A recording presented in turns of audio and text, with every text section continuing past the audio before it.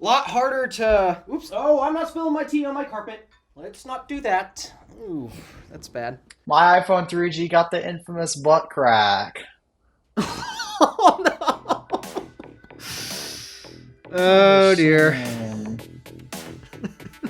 I can see Got the why it's butt. infamous.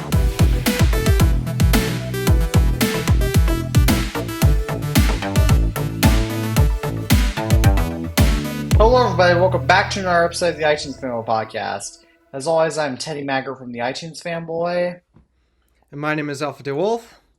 and we are joining, unfortunately, without Tabby Paris from TabbyCat 406 because he doesn't have enough energy to do this podcast episode tonight, as he was out all day today. But as of we're recording, so yeah. But meanwhile, we have a bunch of topics to talk about. So now let's get on to our Christmas gifts. So, did you get any techie Christmas gifts? Pretty much the only thing tech related is just these light strips. I got That's I it. got new Gobi strip lights as well. Yeah, I think these are from the on. Yep, it says on the box. Yeah, So mine are Gobi something from because Walmart. I need 50 feet strip lights to cover the entirety of my ceiling. Mm-hmm. Just like And my then last the strip only other gifts lights. I got. Yeah, the only other gifts I got was another new white sweatshirt. I guess that's a common theme every Christmas now, I guess. Pair of pants, and then actually the very shirt I am wearing right now. Yeah, Some of you Bluey. guys might recognize this character. Yeah. So, yeah. Then that's pretty much all I got for Christmas so far. I actually got quite a lot. I actually got quite a lot of clothes for this Christmas, which is actually which was okay. But I actually got several Christmas gifts, which I'll go more into my video that I'll do tomorrow. But you guys will have already seen by the time this episode releases. So I got because this is an Apple podcast. Look at this. I don't know what all to go over since I did get a teleprompter. I noticed that. You're gonna have to show me how that thing works because I think I'm gonna need one at some point because I do a terrible job at looking straight at the camera. I do too, but that thing, I barely managed to get that thing working, so I can't even say either. I thought all you had to do was download some app on your iPad and have it scroll through a Well, script and then nope, it's not. place it. It's it's getting the teleprompter together. Mm. The instructions are Oh, so not it's not clear at even assembled all. yet. No, Hmm. and my tripod's not strong enough to hold it either. It didn't come with one. Nope. Hmm. That's odd. Yeah, so as a result, that's not great. Oh, and I also got a new compact tripod, and this is actually the phone mount for my teleprompter. But on Hmm. it, but I got this new compact tripod. It's okay, I guess, but it's just sort of useless because I need a lot more height when I film my videos, which is why I use, Hmm. well, actually, I don't reveal my tripod a lot in my YouTube videos anymore. I used to accidentally show it in the frame, but now I don't do that for professional reasons. I've had this one since March of 2021, which I got for my 13th birthday. Hmm. I'd say that's Even a lot though more stable than the tripod that I use, but the one I use is a lot harder to. Oops. Oh, I'm not spilling my tea on my carpet. Let's not do that. Ooh, that's bad. Um, Mine has the base here at the very bottom, and then it just sticks up. yeah, mine has actually had this leg on it broken. It's been broken like this for nearly over 2 years now. It's been broken like this for most of its life, but it still works totally fine for me. Hmm. So that might explain why it falls over easy. Alright. Oh, I didn't realize how often my tripod falls over in my videos. It happens mostly in the podcast whenever your cats walk behind it. That doesn't really happen much anymore, though I actually have Yeah, and more that's cats in because we here don't see your now. cats that much anymore. I actually have a couple of But, cats in here with me right now, so of maybe. course you do. Your house But is full of them. yes, well, I guess something minor is that I actually have two. You guys can't see that too well, but I actually have three box towers now. So I own way too many Apple boxes and need a better place to store them. You need to take the Tailosive tech approach and put thumbtacks in the walls. Yeah, I don't know. I also need to figure out a better way to store all my tech, as I either need to start getting rid of a lot of my non-Apple tech, because I have way too much non-Apple tech that especially non-Apple tech that I barely even touch, that's honestly not even worth keeping. I'll take that S10. The S10 Plus, yeah. Like my S10 Plus I hadn't touched in nearly a year before I made that video. I thought you touched And it recently for your Android video. Your why yeah, I iOS is did, better than Android. I did, but otherwise I haven't really touched that phone in literally a year. And my other phone, and the same goes with most of my other old school phones in my collection. And this is actually not. This is now. I don't want to say that my old iPads are immune to this because just here's something that it's a little embarrassing to admit. Most Apple collectors don't collect iPads. At least most people that collect iOS devices. So I actually have a lot more iPads than most iOS device collectors, but I barely touch them. Oh, I that's a touch bit them of a like problem that I notice with everyone in their collections. When do they ever touch their collections? I actually mess around with the devices in my collections for YouTube videos, but a lot of time, but the only times I ever really touch on my iPads are either if they're turning 10 years old for their 10-year anniversary, which speaking of, I need to get an iPad Mini 3 for later this upcoming year as it's late 2022 as 2023, excuse me, as of recording this, but it also will be 2024 as it releases. Mm-hmm. Meanwhile, I still need a But couple $1,000s to put together my world charging standard collection. Goodness gracious, why does one of them cost literally $1,000? It makes no sense, and yet it's the wimpiest of them all. Chatamo?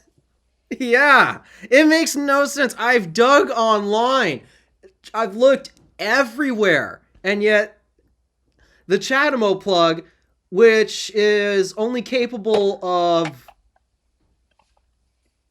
a tenth of what CCS is capable of, is literally 10 times the price of a CCS connector. That's probably because Chatamo isn't quite as common on EVs. One would think, actually. The thing is, it's an old standard, but it's not that old. There are still stations being put up today with Chatamo. I don't Yeah, it's understand like why, because it's really irrelevant at this point. yeah, the yeah, in my old yeah, but I barely even touch the iPads in my old iPad collection and but what else do I well, I guess I don't there's remember the one last time I touched my iPods or that 5C. I just left them in the boxes. yeah, I actually touch my iPods sometimes besides Apple on other occasions besides Apple collection videos, but usually the type of device I touch the most in my collection is the iPhones. That's because, well, they're the most versatile, useful device known to man today, at least. And my Macs. I really like messing around with my old Macs, and I really want to collect more Macs too, especially from the early and mid 2000s. But unfortunately, I just don't. But the biggest problem with older Macs is that, well, not only money, as oftentimes when I've had the money, I've often had to divert the funds to other things like maybe like when your iPhone 11 Pro Max decides that doesn't need to work anymore, But wasn't it or worth when it your when you iPhone, did that though? huh? Wasn't it worth it when you did that though? It was, and the same thing go, or if your 2019 MacBook Pro is too outdated, and when your Apple Watch Series 5 Don't is tell me too your mom big, bought an. banged up, and Don't go, tell me your mom just bought another one. yeah, she got another 16-inch 2019 MacBook Pro No! for Christmas. No! That's No! No! No! 64 gigabytes. No! No! Oh my gosh! No! I did not get for her for Christmas, in my defense. Oh my goodness! She wanted that computer. I don't know why. This is her third. As Tabby would say, this is exactly this isn't Elias. This is an Elias approach to tech. It's the greatest Intel MacBook ever made, but that's the problem. It's the greatest Intel MacBook ever made. Yes, Intel Macs are not that great anymore. And she said what? She said she wanted a more powerful computer for video editing or something. Yes, yes, she did. Does she not realize what we do with our MacBooks? She Our knows that Apple we. Silicon ones. She knows that what we do with our Apple Silicon MacBooks, but and the but she just doesn't see. Oh, oh, and the relative that bought it, it that cost $1,200.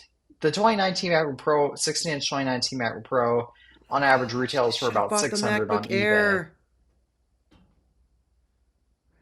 They should have bought the MacBook Air. That would have been such a better deal. You don't need to tell me. I know. Yeah, and she got a second pair of I AirPods Max, which, to be fair, that was just because her AirPods Max broke. And speaking of her old AirPods Max, guess who has them now? Oh, you have them now? Yes, and they don't work. That's unfortunate. This is speaking of stuff I need to get rid of. Maybe I'll have to get rid of the. Yes, this is my new Oh, pair are of those the AirPods blue Max. ones? Yep, that I can't Same ones I use, got. Yeah, even though I these are love these really headphones so dirty. much. I use them as my editing headphones. They're good. They They're sound good amazing. headphones. They just refuse to connect to any of my devices, so as a result, I can't use them. Oh, and my ears also are really really sensitive to headphones and earbuds, so they only really like AirPods Pro. Hmm. But yeah, that's something else I got for Christmas. Oh, I finally got a working Galaxy S2.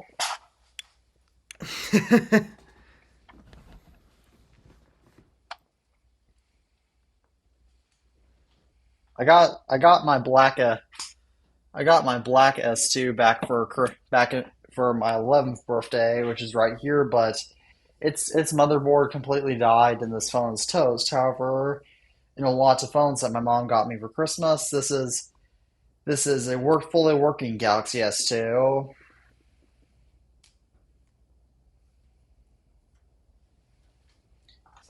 So that's a great benefit. Oh, and Alpha, did you think I owned enough iPhone 4s? Oh no. So No, did no, no, no, I. no, no, no, no, no. So did this. And this one I might actually have to get rid of since this is literally junk. But this also came in the lot. This is the only new iPhone I Oh got. gosh. You But this is don't shit. need any more iPhone 4s! You don't need to tell me. I Uh, know I don't need any more, especially ones with broken power buttons, shattered CDMA FYI, and it's in recovery mode on iOS 7, so it's on 7. Oh, and it only works when it's plugged in because the battery on it is shot, and it seemed like it was badly repaired because I actually took this apart and it still had wrap on the battery. mm, Probably better off going to a recycling center or something. And I don't even know if this is iCloud locked or not. So Considering what it's already gone through at this point, I'm pretty sure it is.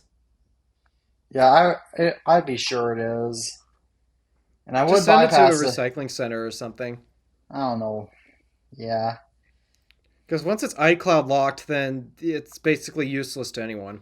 You can actually bypass iCloud lock on A4 devices with a RAM disk bypass, but using Sliver, but it's not worth it on a phone of this condition.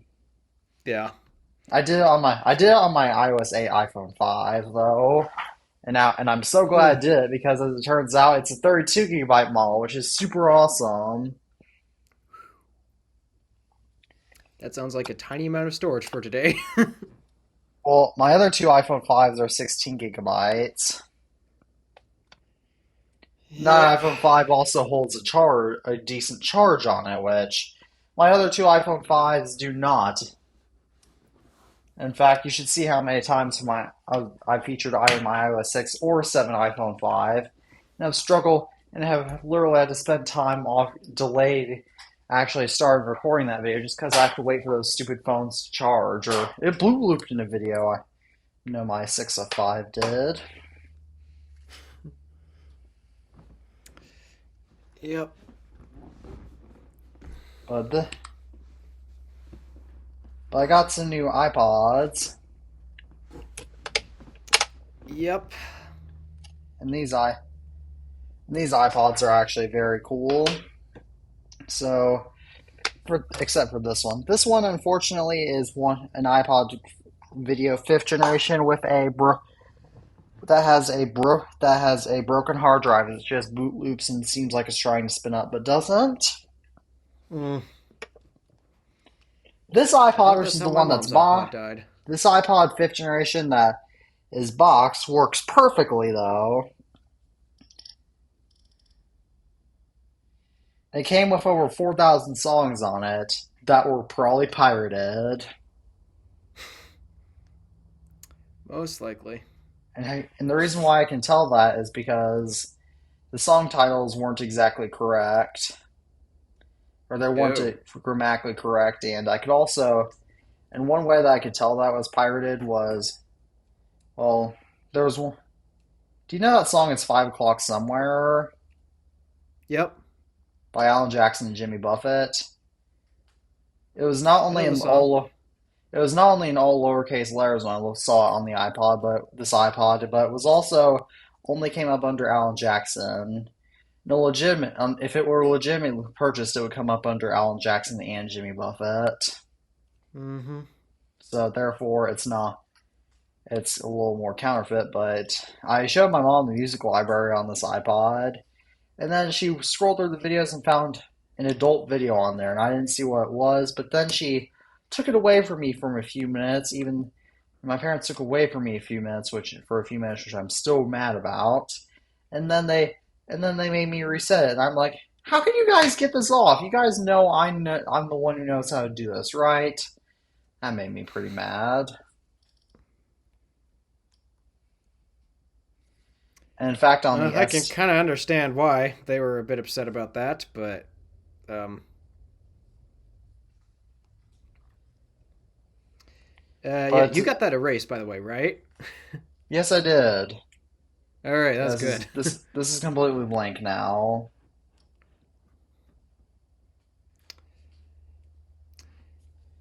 Yeah, The something tells me I do not want to meet the guy who owned that. yeah, and you know, yeah, and the Samsung Galaxy S2, my working one.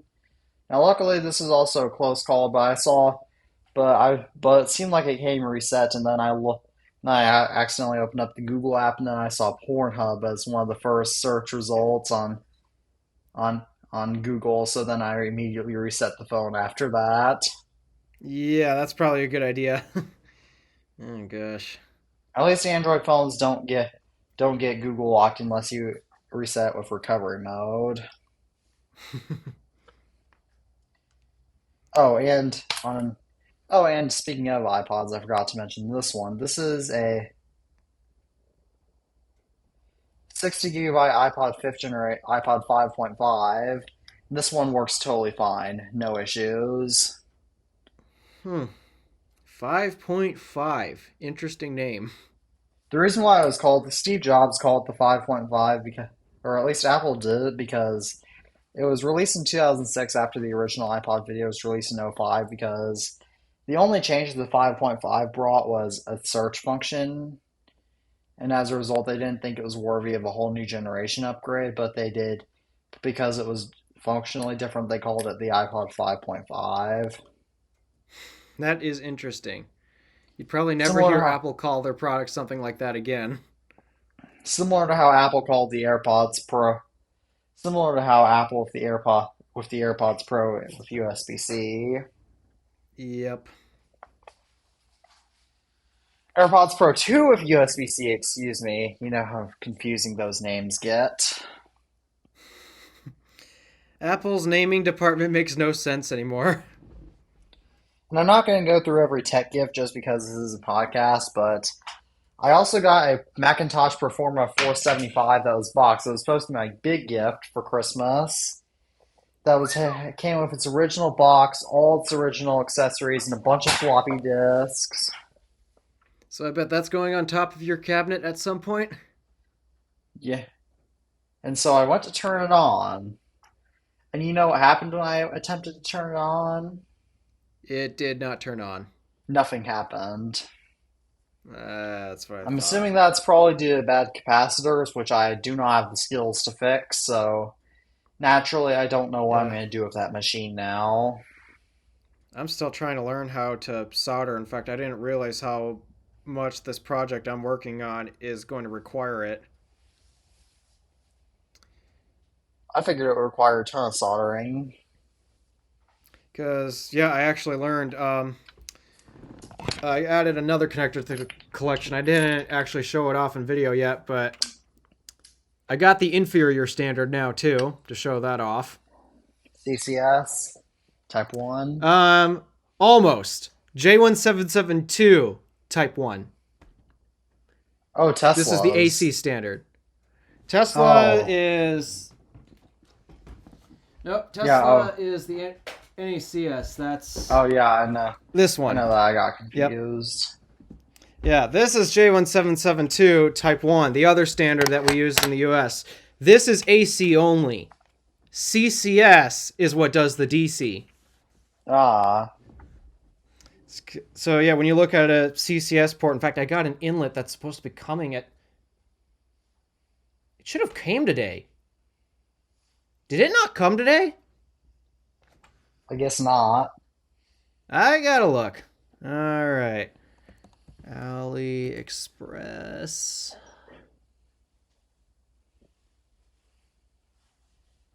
Let's go to my orders.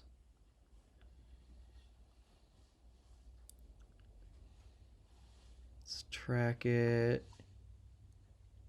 Yeah, today's December 28th. It should have come today. That's shipping. That's shipping for you. And trusting Alex. That's AliExpress for you. Yeah.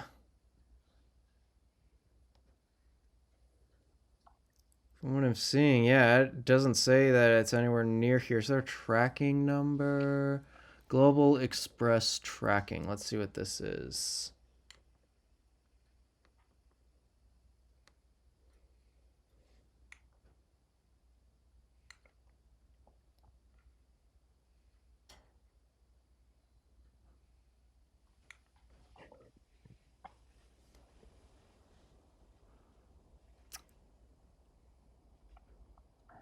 According to their tracking information, they say that it hasn't left the China yet. That's a little far away. Yeah. I hate buying stuff from the site, but it leaves me no choice. I'm not paying what, $500 for this thing? How much is it on AliExpress? About 140. That's a lot better. Yeah, that's why I'm buying it from there. In fact, that's why I bought this from AliExpress as well. This was like 25 bucks. It was cheap. Whoa. Yeah, this was cheap. You But gotta I save guess the that money for problem is Chatamo. they still want $1,000 for a Chadmo there. I've looked everywhere. You cannot find a Chatamo plug for under $1,000. Unless it was stolen from a Chatamo charger, and I do not plan on buying something that was stolen from a Chatamo charger. All right. Well, I guess we So, should talk about some yeah, actual Apple news for the for a change, since we should probably get on with the actual topics. that would be a good idea. All right. So our first topic is that the Apple Watch ban has been paused. Right when I uploaded my video. Talk about timing. But this is a perfect time for customers to get their Apple Watches if they want one. I guess so. And if I had money, I'm actually sort of interested in Apple Watch Ultra 2 for the better battery life, but I also am discouraged by the fact that I would have to update my iPhone to iOS 17 for that, and that I would also have to deal with slower charging speeds as it is bigger battery, which is a little inconvenient for me on school mornings or mornings that I have school before school. Well, technically, if you did it the same way, it should get you the same battery life if you charged it as you currently do. It's just filling up like what, twice the battery? Yeah, So, if that's the case, then if you charge it like normal, you'll still get the same battery life. yeah, but I want better battery life though.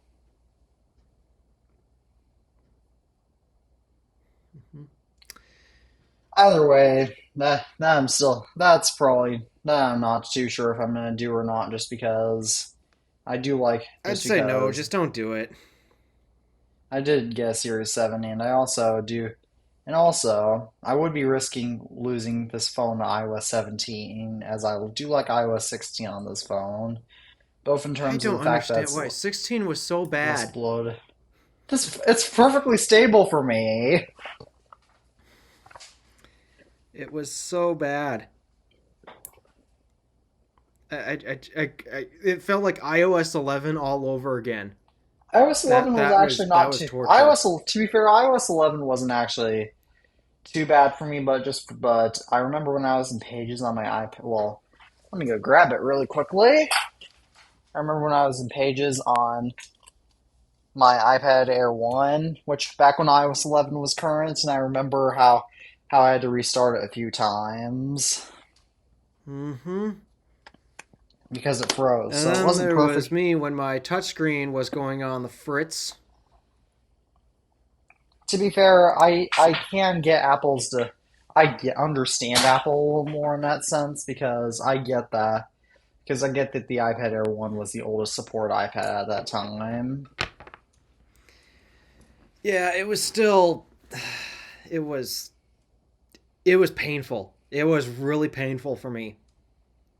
But in case you're heading back to the Apple Watch ban pause, the reason why the Apple Watch ban has been paused is because, well, not only did the judge rule that the ban is paused, but also you can go buy.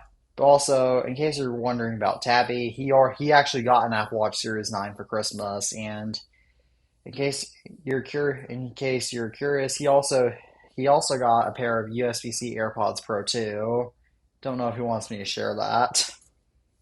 Ooh, that sounds nice. I would love to have a Yeah. pair of those at the moment.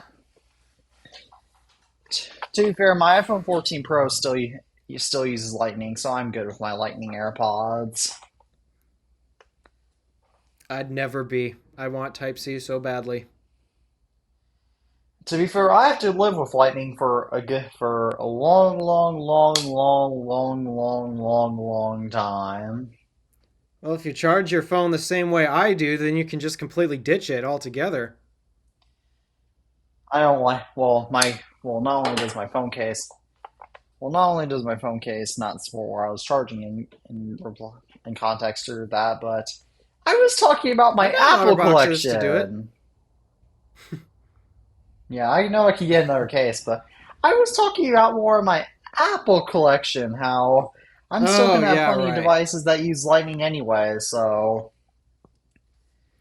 it's not like I can ever completely ditch Lightning. True. I just wish that they'd update their accessories. Seriously. That's my one complaint about this mouse. It's not the fact that the charging port is at the bottom, that's a non issue. It's the charging port that they're using. To be fair, the Magic Mouse is 8 years old, which is older than I was when the Magic Mouse came out, or the Magic Mouse 2, excuse me. I don't understand why they when they updated the Macs to have USB-C, why didn't they update the mouse to match it at some point? That I Well, just don't get. for the longest Macs have time, never had lightning ports.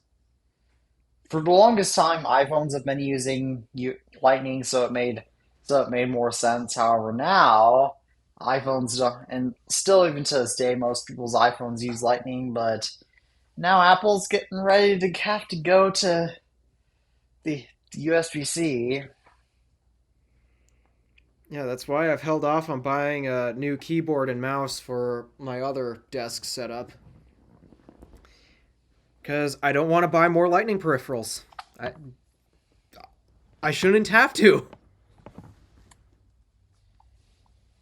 Maybe Apple's working on some other upgrades for the mouse and keyboard as well. Not entirely sure what else they would include because, I mean, they've already got Touch ID and there's no way they're bringing the touch bar back because they basically abandoned that, sadly. To be fair, we're not an Apple engineers, so we probably don't know. So we probably don't know what Apple's got cooking. Why did they. I really wish that they just would have expanded the touch bar to more than just the MacBook Pro so that we would go more appreciated and not feel as niche. That is true, but that is true. Because I hate these function keys on my MacBook Pro. They're so useless. So do I. And here is another. I think I mentioned this on TIFP before. We have mentioned this on TIFP before, but why do the touch bars, the function keys have to be so large? Since if your vision is either poor or else if you're blind and you're using this computer, then you're not going. Then you're used to the function keys being small. You're not going to know where the function keys are unless you have somebody tell you. I don't know the reasoning behind it, and I do not like their decision to do that because that means the trackpad is slightly smaller because they have to push it further down. I've got more big buttons that I don't use because it's not a dynamic display. There's just. I'll probably mention. I'm not sure. This video probably won't be out by the time I do. By the time this episode releases, but in my 2023 MacBook Pro review, I will probably mention that the function row keys are useless. Yeah. And like, remember, they also had changed it out from the regular function keys on the previous gen MacBook Pros. Yeah. Like, why do I need a do not disturb key? That's a scheduled function. Yes. Same here. I guess if you need to turn I'm it so confused on about maybe in that. a I have it pinch, set as a but don't. scheduled function. I'm sure most people have it set as a scheduled I function. do. I do. So why do we need a dedicated key for it when it's a scheduled function? If you need to silence your Mac for something, that's what the mute key is for. Still has Yes. a mute key. That's the most And useless then one. dictation, I don't know why I need a dictation key. That's not a Siri key. It's not Siri, it's Oh, that dictation is a to Siri enter into a key. keyboard. Oh, okay, that is a Siri key, and that actually makes Siri really easy to access. So I get that. That is not activating Siri. Activate Siri for me. Oh, if you hold it, it does. If you hold it, it does. I've just learned command space. That, or I just call out to my HomePod or something. Like, when do you ever use Siri on the Mac? I don't know. So, I yeah. don't. The spotlight button, okay, maybe it makes sense for some, but yeah, still, there's more useless keys on here that I just never touch. Yeah. I never touch the mission control, spotlight, dictation, do not disturb, because those are all trackpad and keyboard commands I know how to work with. The only ones I touch were the only keys that I actually even use on my functional keyboard are escape, escape, F1, F2, which are brightness, F10, F11, and F12, which are mute, volume down, volume up, and then obviously the power and slash touch ID button, and that's it. Those are the exact same keys that I use. The rest are all, they're pretty much useless. And those are the same functions that people complained about the touch bar only being good for. Yeah, but the touch bar is capable of doing so much more. Yes, I remember having to get. I remember how much of a pain it was. I remember how it took a few minutes. It took a minute or two for me to learn Command B to split clips in iMovie. You didn't have to go through that, of course, since you went straight from a 2011 to a 2021 MacBook Pro, but I went from Mm-hmm. a 2019 to a 2023. And in Yep. fact, I remember back when my 2019 MacBook Pro was my main MacBook Pro. I remember whenever I would use any of my older Macs, just how strange it would feel.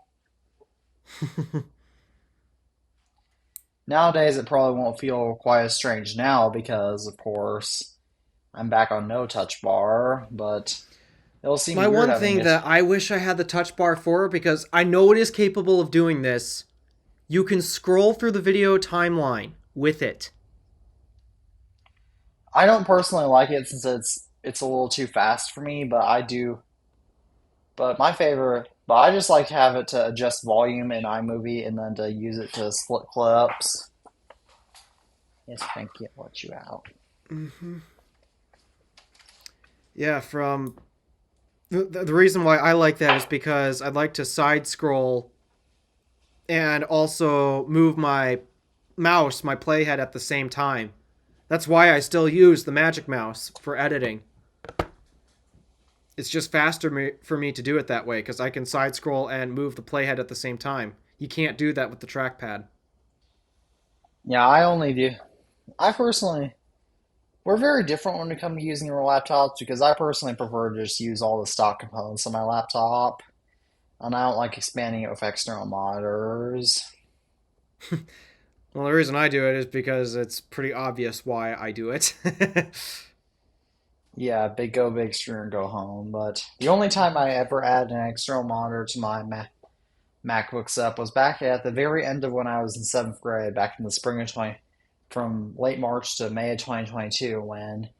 So basically, back when I was in seventh grade, when I was in online school, I would have to surf back and forth between writing notes down and then going back to my main web browser, and that obviously got pretty annoying. So as a result, I used Sidecar with my iPad once I got a Mac capable of doing it, so that way I could type on. So that way I could take a note of of documents at the same. So that way I could look at my document and the web browser at the same time. But now Mm-hmm. that I'm back in in-person school that chooses my technology for me, that doesn't matter. Yeah. Oh. I hate some decisions that schools have made in terms of technology because a lot of it truly does not make sense. Like using VPNs and then blocking off educational websites. Yep. Or picking operating systems that are completely incapable of printing off simple essays. Oh, yeah. Oh, yes, I understand. I've had plenty of computer. I've gone into this plenty in my other podcast episodes, but I've had issues with school computers too. And I remember one time when I was in middle school when this happened. Uh, the it was in the computer lab, so there was like 30 computers plus the teacher's computer. For whatever reason, the teacher's computer was not outputting a display through the display port that outputs to the projector. So I had to basically take that computer. I swapped it for one of the students' computers and wired it up to the projector so that they can continue demonstrating for the class what it was we needed to do. I had to do that. A middle schooler. oh, this I mentioned this. I mentioned this back in October 2022, not long after it happened. But I remember one time when I had a class when there was a presenter coming in, and he had a PowerPoint presentation all prepared, and it was in the same room with the touchscreen TV. Oh gosh. And I went and he did, and they couldn't figure out, and they couldn't get the PowerPoint presentation open because that teacher did not have the teacher there did not have PowerPoint installed because you have to pay for PowerPoint. So Mm-hmm. I tried, and so she asked who knew computers, and I tried fooling around with it, and that didn't work. So she had to get the computer lab teacher from another class to come in and figure it out. Yep. The thing, it's just so dumb. Like that school was so cheap they couldn't even buy Microsoft Office. They bought they no. Let me think. I believe they made some of the teachers. I think did buy some of the teachers. I think got Office. Yeah, some teachers did. Most teachers did get Office. And this is why you need a Mac, ladies and gentlemen, for pages, numbers, and keynote. Oh yes, I. Oh yes, I mentioned once in 'Cause- back when I was in eighth grade. I mentioned once in math. I mentioned once in math class back when I was in eighth grade when she was having some when my teacher was having some sort of computer trouble. You might need a Mac, and my teacher told me, but they're expensive. And then even though Macs are actually not that expensive now compared to other oh, they're an PCs, and amazing value now. oh, and I also, despite what I said in that video 2 years ago, and then I also said, and then back when I was in fifth grade, back in 2019, when I remember when my teacher was also having trouble with Windows. Gee, doesn't that seem like a recurring theme in this theme here? And so I Yep. said also, and so I also said then, hey, maybe you need a Mac. And then she's like, well, I just like, and then my teacher replied, well, I do have a Mac at home, but I have to use this at school. I have to use this Windows computer at school. I've known teachers who've defied that. I've had one who the only reason she used the Windows desktop computer provided in the classroom was just to display things on the projector. Other than that, she did everything on her MacBook. Yeah, there's actually a lot of teachers at my high school now that have Macs, and they seem to use their Macs for a lot for most of their stuff. It's like it works or something. Maybe because Macs work. Yeah. It's like they were designed by people who understand the operating system has to work. Oh, that seems like quite a novel idea. Yeah. Well, I'm sure you'll be here. Well, I have another class that has Windows computers in it, so I'm sure you'll be hearing plenty more stories. Oh boy, about yep. Windows failure. But I guess speaking of tech gifts I got, there's also one more speaking of school, and I have to go get it, and maybe if you look at my box tower, if you can see it well enough, you might be able to figure out what it is, but I'll go grab it really quickly. Is that the what does Apple call it? Magic keyboard for iPad? Oh no, I already have that. Oh, all right. Where is it? What's different about it? Hmm.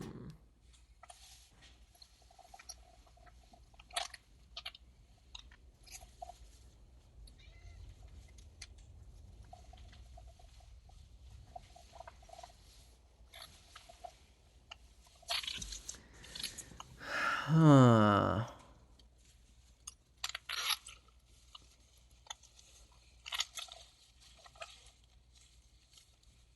Wait. Are those Apple pencils?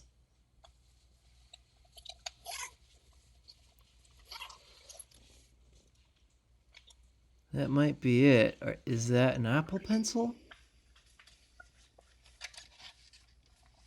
Back after discovering that my school backpack was filled with cat fur, Of course it was. but ding ding ding ding ding, I got a new first generation Apple Pencil of my own to use with my school iPad. Nice. No So need to that way use now, a Logitech crayon.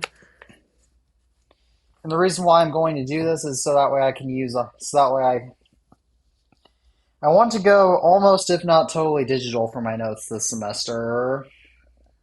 Mm. Because a big issue I've encountered in the past is that my notes have been way too. Oh, what am I trying to say? My notes have been my binders have gotten way too heavy because of a lot of notes I've had to take. So as a result, digital notes have become basically an imminent need to me. It's also nice to have them accessible in your pocket versus you have to store them in big binders and in your bag and Well, such. I have to because this won't link to my personal Apple ID. It won't fit in my pocket, but Mm. So you have a separate Apple ID for your school account or your yes school iPad? the school mandates it. Hmm.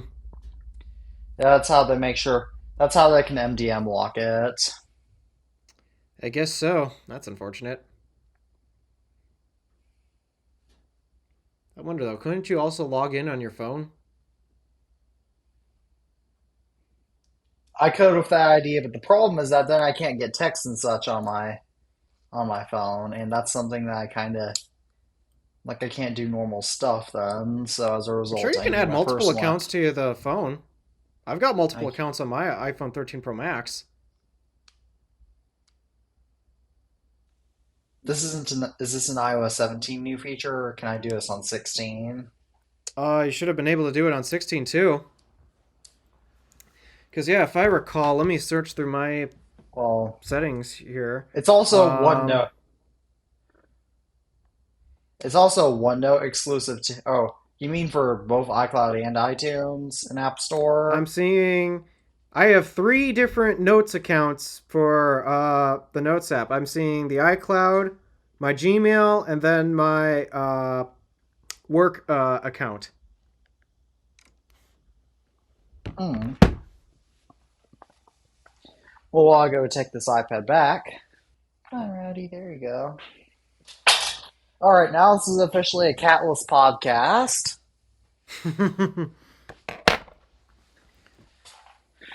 Well, yes, I guess that is something I got, but okay, now shall we talk about our third topic since we've actually been rambling a lot this episode. I mean, it's probably the last one for the year, so. All right, so this is crucial topics, which in other words is confirmed news as we still have Apple news, but NASA was able to stream video from space for the first time via laser communication instead of radio waves. Ooh, that's interesting. Yep. So this means that we might be able to get faster internet bandwidth. Oh, that'd be something really nice around here. However, however, the problem is that, as Mr. Who's the Boss pointed out when he mentioned Wi-Fi, which is a Wi-Fi that uses light waves and lasers are light, the Yeah. reason why, the reason the issue is that lasers are is that unlike is that lasers, whilst lasers are powerful, we can whilst radio waves don't really do at that low frequency don't really do much harm to us. We all know how much harm lasers can do. Oh, yeah. So this probably won't be able to be so this probably won't be a mass market thing, but it's still cool nonetheless. That, and I wonder how weather would affect it. Because it's light, right? What happens if a cloud obstructs it? Well,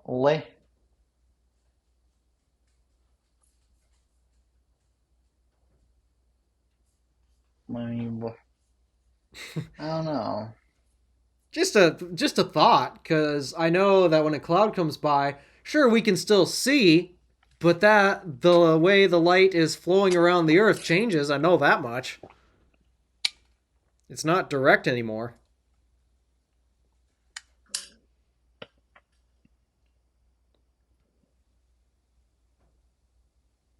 Hmm. So yeah, just a thought. All right. Well, our next topic is actually a very interesting topic regarding Microsoft.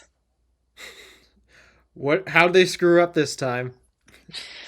Well, I didn't say they screwed up. I didn't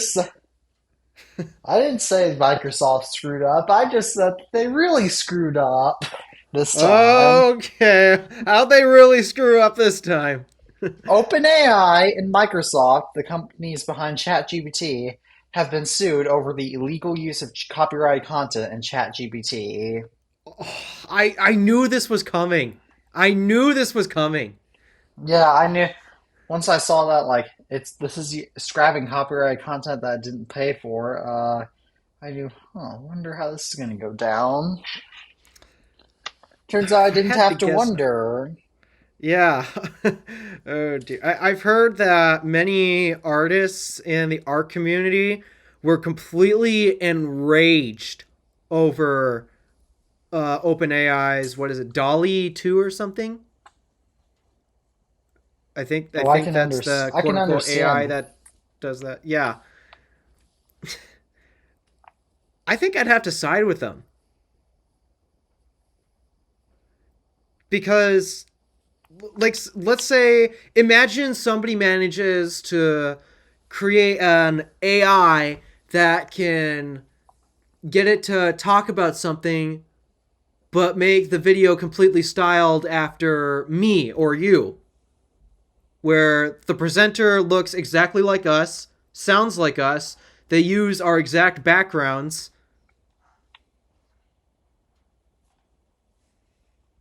How would you feel about that? I'd I'd be mad. Same here.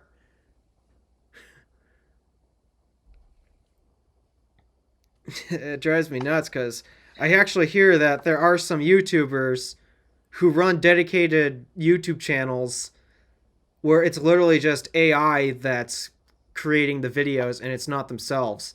Now, luckily, it's only supposed to be an image of themselves and not somebody else.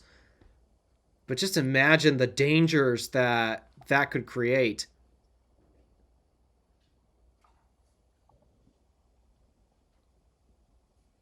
And I saw a tweet where, or I'm sorry, a post on X where somebody said. Call it a tweet. It's not X. I don't care what Elon calls it. It's not X. It's Twitter. So I saw a tweet that said that. I saw a tweet that said that there was a post on X. Excuse me. There was that this was the Napster moment of similar how Napster got shut down for as the early days of music streaming for illegal use of copyrighted music. Yep. this is AI's Napster moment. I'm trying to remember what was that service that got into movie streaming, but they didn't pay. I think it involved recording uh movies from like cable or something, and then you could watch it later. But because they didn't pay copyright fees and all that, they were technically holding pirated stuff and streaming it to people. It There's wasn't a been Mr. Who's the multiple. Boss video. There's multiple. Oh, that was a K. That was a yeah. That was a cable streaming service. 2012 live TV streaming service. I might have to make a video on this since I used to cover. I have to ask though, who watches cable nowadays? Like, why bother even have it? Well, most of the time, internet companies demand that you get cable too, Yeah, but who like watches it? Comcast. My grandmother does. Aside from the older generation who understands it, I don't know any young families that have cable anymore. I don't think I do either. Well, wait a minute. Tabby's family does. Do they watch it? I think maybe. I'm gonna. I'll actually text Tabby and ask him that right now. Because I find it funny. My grandparents got rid of their cable, and we never had it. There's no cable that goes to this house. Never had cable TV here. And Did you don't just use care the? because I hate watching it. How'd you get TV before TV streaming services became a mainstream thing? DVDs. That's all? That's how we watched movies. We Or went to remember Family Video? no? I remember. No, I don't. Well, I do. This was years ago, I guess, That was from that the was sounds of also, I it. believe, a regional chain. But yeah, Family Video. We'd go to Family Video and rent movies there. It's either that or we buy them ourselves. And then for the news, that's what the radio was for. You didn't even have an antenna hooked up or anything? Nope. Whoa, Nope. that's actually We pretty. did things the old fashioned way for a while. That's clever. Yep, no cable TV, no antenna, no nothing. I mean, we did have internet through Dish originally. Then we upgraded to another internet provider who still sucked. And now we're on our current one who still sucks, unfortunately. But yeah, never had cable, never had anything fancy. Used to have a phone line, but ever since cell phones have become the norm, got rid of that. Back when I was back when I was back when I was so back when I so back when I was little, my family had our family had my family at my house had direct TV, and we used it for several years. However, on the side however, on the side around well, back in the late 2000s, actually, when streaming was really in its infancy, my mom got a Roku and she started watching Netflix and Hulu and Prime Video back when Hulu was actually free, FYI.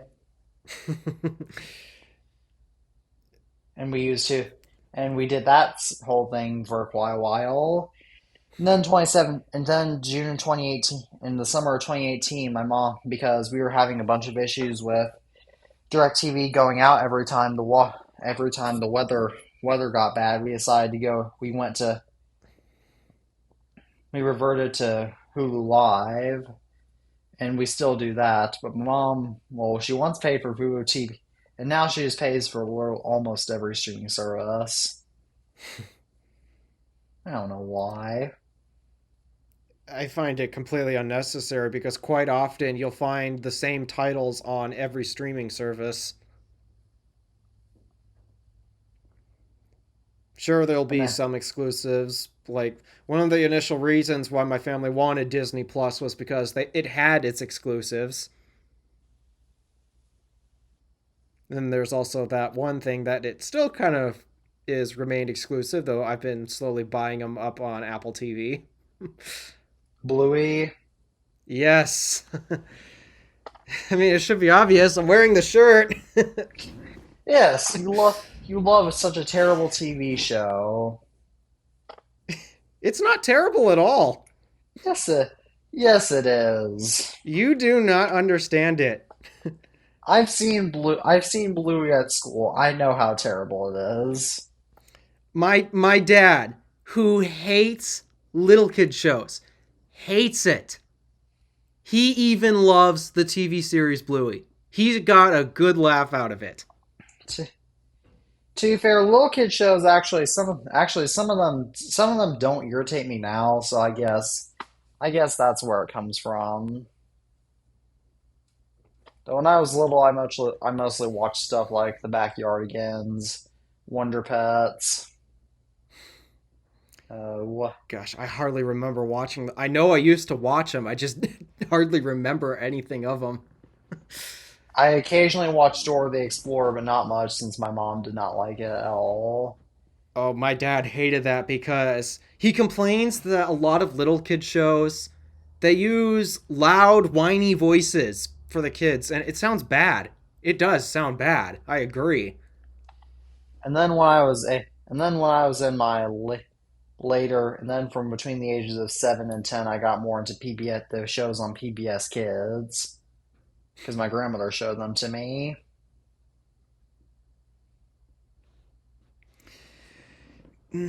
But yeah, Bluey is not your average little kid show. No, it's It not. never has No, it's been. not. It's terrible. It's way better. It's better than Cocomelon, I'll say that. That's it. That's all. It's better. Name another kid show that you think is better.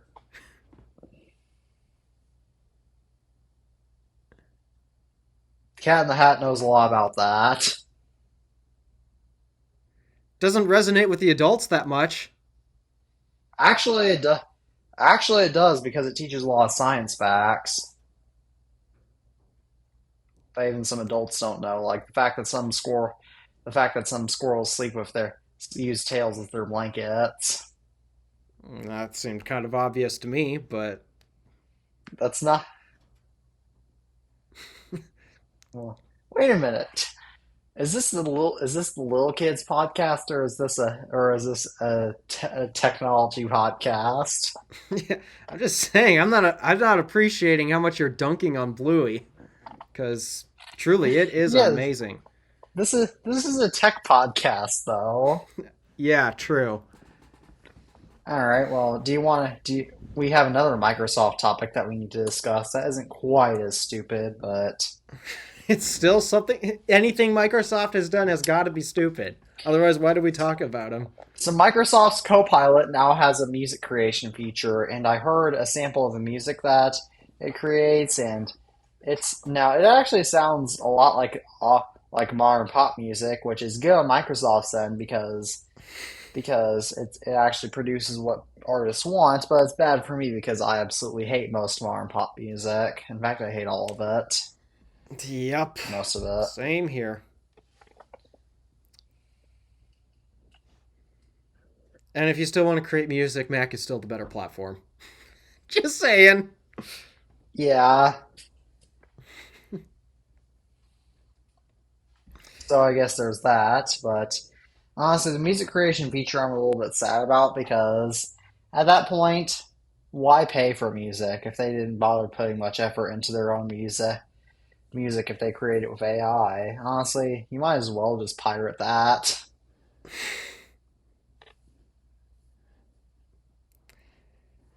Yep. Music industry is quite sad today. This is also not the music podcast, even though this is technically the iTunes fanboy It's the podcast. iTunes fanboy podcast. What do you think iTunes is most famous for? Yeah, I honestly hate the name the iTunes fanboy. I've never really liked that name. Why did And you yet call that name yourself that then? I inspired it. So I believe I've told this story before on this podcast and on my YouTube channel, but there was a YouTuber that's the YouTubers, the Apple Buyer and Revac Tech, who are both excellent YouTubers, by the way. They did a collaboration once with a YouTuber named the iOS Fanboy, and he no longer uploads, and didn't even exist on YouTube anymore back then. But I decided, oh, what's another thing in Apple that I could use for the blank fanboy, and then I chose iTunes. I've hated that name since 2020, but it stuck. So I tried to change it three times, but it just never could stick. So at this point, I'm the iTunes fanboy. I guess so. I mean, isn't iTunes very relevant in downgrading and jailbreaking and such? Because you need It is iTunes to actually interact with the phones. it is actually more okay. It's more relevant to my. It's a little more relevant to my channel now, but especially back in 2020 because I didn't even do my first downgrade. I didn't even do my first downgrade tutorial in 2020, and even then, I didn't do my second one until 2021. Well, it is a lot more relevant now, I'd say. It's a lot more relevant now to my channel, but even then, I'm not even that interested in jailbreaking and downgrading devices anymore just because I've done it all. Gonna have to start trying to jailbreak newer stuff. I don't like They to can figure jailbreak out newer how. iOS devices since most newer iOS versions require a semi-tethered jailbreak. And unfortunately, a lot of those require sideloading applications, which expire after a week, which is really, really annoying. So that is why I avoid modern jailbreaks. Hmm. Yeah, there's actually a reason why I Beeper won't like decided not to. Beeper probably did. Beeper, to be fair, iMessage still works on as low as iOS 5, so Beeper could have easily jailbroke any devices from iOS 5 on up to 9 as let me see if Polaris is untethered now.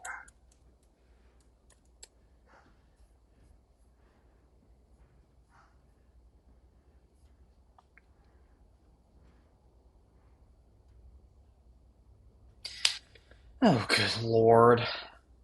Polaris is still not untethered yet for 32-bit devices on iOS 9.3.5 and 9.3.6. Please get to work, Polaris. I know it's open source, but people, get to work. This is actually something. It's not like I want to keep. It's not like I want to keep my 32-bit devices on iOS 9 anyway, because A5 devices on iOS 9 suck, and in fact, I don't have any on iOS 9 anymore. But still, and actually, Oh, wait a so. second. I don't know. I don't know any iOS devices on iOS 9 now. Not even that iPad that you used on iOS 9? That was my iPad 2, and I downgraded back to iOS 6. Mm. My iPad Yep. 3, which runs up to iOS, or third generation that runs up to iOS 9, that's on 8 now. My iPad dual boot to 5, my iPhone 4S, my iPhone 4S, I finally got to downgrade to iOS 6 again. And both of my iPod Touch 5th generations are now run, and my other two iPhone 4Ss are one of them's on iOS 8.1.3 and the other one is on 5.1.1. Both my iPod Touch 5th generations have been downgraded to iOS 8.4.1. One of them is dual boot to 6.1.3. My iPad Mini It makes 1 me just runs wonder, iOS once you downgrade 7.0.2. the devices, do they start screaming at you, hey, there's an update available, update to the version you were just on? Oh, sometimes yeah. Sometimes yes. However, I can usually delay those and just ignore those. And oftentimes I wind up jailbreaking the devices that I downgrade so that way then the messages go away. Mm. but at I wouldn't least know if they'd still do that because, like, those versions of iOS are, like, approaching close to 10 years old at this point. yeah, iOS. Oh well, iOS 7 at this point is 10 years old, but iOS, and also for the really old iOS devices, like if I downgrade any iOS device to iOS 4 and below, you can't do over-the-air updates for those, so that helps me a lot too. Oh, I guess so. Yep.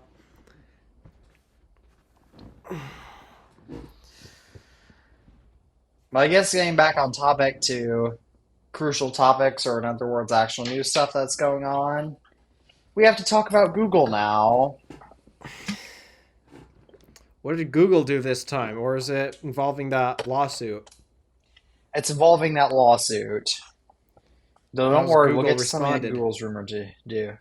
Google is now legally required to pay back a total of $629 million to consumer customers of the Google Play Store from 2016 to now, and Google is also having being forced to open up third-party app stores. I am very confused by that last one because um, Google has actually been bribing the third-party app store makers to keep the majority of traffic on Google Play, but the U.S. government has ruled that Google can't do that anymore. oh yeah, that is definitely antitrust. That makes sense. That's But anti-competition. but I believe, but at least for me, at least for me and probably Tappy, we'll both, and probably Elias and maybe you, we'll all be getting refunds. So we should all be expecting some money from Google. The thing is, I never actually purchased with money anything from the Play Store because I I never trusted the apps would be quality. I only I only purchased one app on the Play Store, so I'm not gonna get very. But I don't know if it's for people who actually pay for stuff in the Play Store, though. If it's just users who download apps in the Play Store. Though I have I paid for something in the Play Store once back when I got my Chromebook. So, I don't even know if Google still has my payment information. well, Google's about to have to get mine once I get monetized. I think it's now I'm just realizing. I don't think. No! I did not have that debit card yet. So I never gave it to them.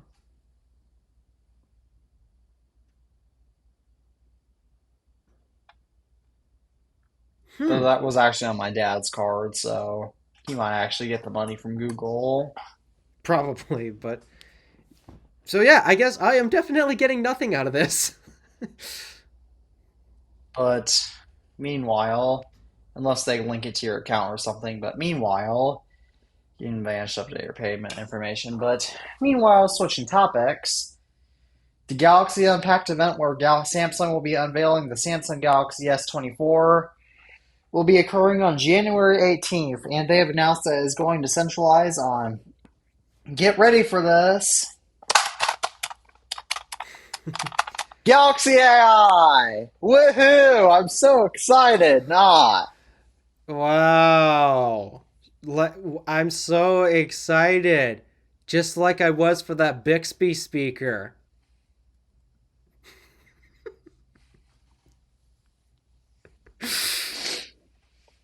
Just had to.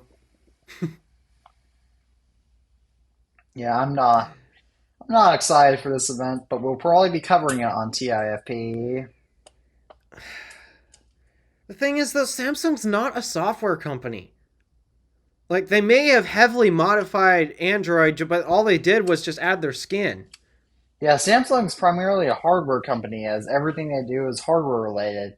They have an esports team that uses hardware. They have a basketball team that uses human hardware. They have a military department that uses hardware. They have And then their phones, own devices. tablets, They don't make the computers, operating systems for them. appliances. They don't make the operating systems for them. They just use hard. They just make the hardware. Yeah, and then maybe slightly tweak the software to include some of their own features and such. But at the end of the day, they don't make the core stuff. And I highly doubt their military and heart and hospital medical equipment. I highly doubt they run Samsung's own custom software. Yeah, the Samsung laptops. Guess what terrible operating system they run? Unfortunately, it's Windows. Well, okay, there are some Chromebooks that they make too, Yeah, there but are some Chromebooks, but the if you majority want are an Windows. actual Samsung laptop, then yeah, you'd have to get one that runs the world's worst operating system. I made an entire video about why Windows is the worst operating system ever made. You've That's seen one of my the rants before. and my I've made Windows two is of the them. worst operating system ever made video is probably one of my favorite videos I've ever done on this channel. Yeah, it's Gosh, I'm unfortunately gonna have to not do my most another one when popular Windows 12 video. comes out. Oh yeah, that's going to be coming out later this upcoming year, Oh gosh. or it's rumored to. Am I Who gonna knows? have to Maybe go into Microsoft another will institute. tantrum? Maybe Microsoft will institute such strict requirements that maybe your XPS isn't going to support it. 12th gen Intel with an NVIDIA 3050? They'd be crazy not to, but Microsoft's always crazy. Oh, if they actually uh, discontinued my hardware configuration, I'm gonna be so mad because I got that as a gift from my grandparents, and they spent way more than what they actually wanted to on that, just for me. Yeah, people can even oh, it's already bad enough with Windows Vista when people can patch machines as old as 2000 that get machine computers as old as 2006 to run Windows 11, and there's a YouTuber named Enderman who managed to get Windows 11 running on a Pentium 4, which, in case you don't know, is an Intel processor from 2000. That's old. Yeah, Microsoft. Yeah, and yet my 2009 iMac runs a newer version of macOS that it's not supposed to run, way better than any of those machines can run the latest version of Windows. Or any version of Windows, for that matter. You can even get your if your '09 iMac worked, then you can even get running Sonoma. Well, I'm not entirely sure. That graphics chip, I haven't pulled it out in a while, but last time I pulled it out, that thing. Maybe I If got it, too used to my MacBook. I said, if it worked, if it Yeah. works. Well, it still turns on. It's just very painfully slow. Yeah, but all But right. that Well, that is the meanwhile, one thing I am never getting rid of because that has way too much sentimental value to me. all right.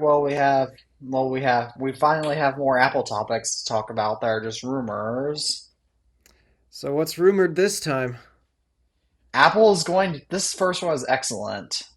Apple is going to be canceling all foldables until all their products get OLED displays, which means foldables are delayed. Yay! None of that BS is coming. Ugh. Yep, that's good. I hated watching. I get recommended every year that one video from Super Saf TV on your favorite tech creator smartphones. And then MKBHD will put out his video on the smartphone awards, and I hate how they're talking about foldables like it's now the new normal, and these are the best phones you can possibly buy. They don't make sense. They make no sense for the majority of people, and I'm putting the price tag aside. I'm pretending that these things cost the same amount as, like, let's say our regular flagship phones, $1,000 instead of $2,000. Those devices don't make sense to me.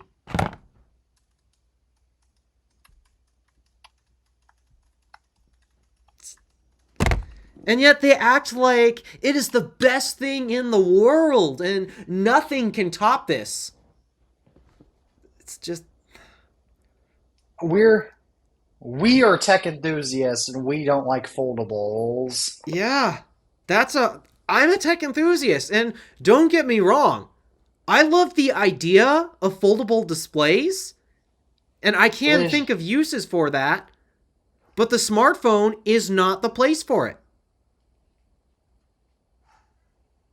Maybe a laptop, but not a phone. Exactly.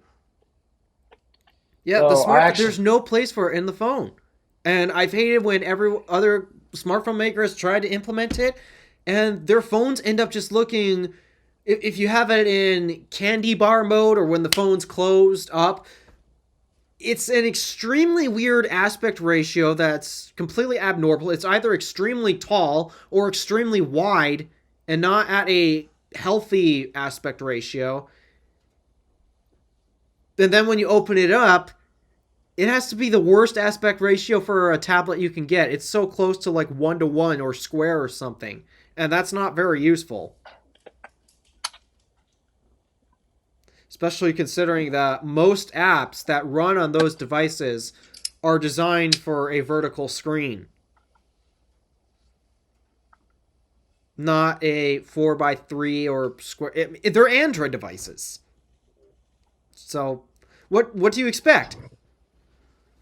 oh, well, going back to one of our former topics on who watches cable TV, I texted Tabby and asked him if his family still watches cable because I know that they do sometimes. And Tabby said that his friends and his family does sometimes, but he only ever watches if he's with friends and family. Mm. So yeah, I there's only watch that. cable TV when I'm at my grandmother's house, so that just goes to show you how cable's dying. But meanwhile, back onto our I don't current even watch topic. it in hotel rooms. I don't even watch it in hotel rooms anymore. I don't go. I've never slept at hotels, but I don't. Well, I don't get the You don't point of sound like you get out TV. much at all. No, I don't. In case you haven't noticed, by the fact that my video set stay mostly the same, that I've been able to upload so consistently over the past few years. Yeah, the last time I've been within outside of a 50-mile radius of my house, or yeah, outside of a 50-mile radius of my house was back in 2017. Jeez, you need to get out more. In my defense, the reason why is because number one, we not only have so many animals that we can't really get a sitter for them easily, and then I was going to go in number two, I was going to go somewhere on a long distance trip back in March of 2020 on my spring break, but we all know what happened then, Oh yeah, so I that didn't that go. bit. Oh, that sucked. Yep. So as a So yeah, result, I guess you are long overdue. I haven't been to a hotel since I think I was two, and I don't Last time remember I that. went was last year. Yep, last year. Yeah.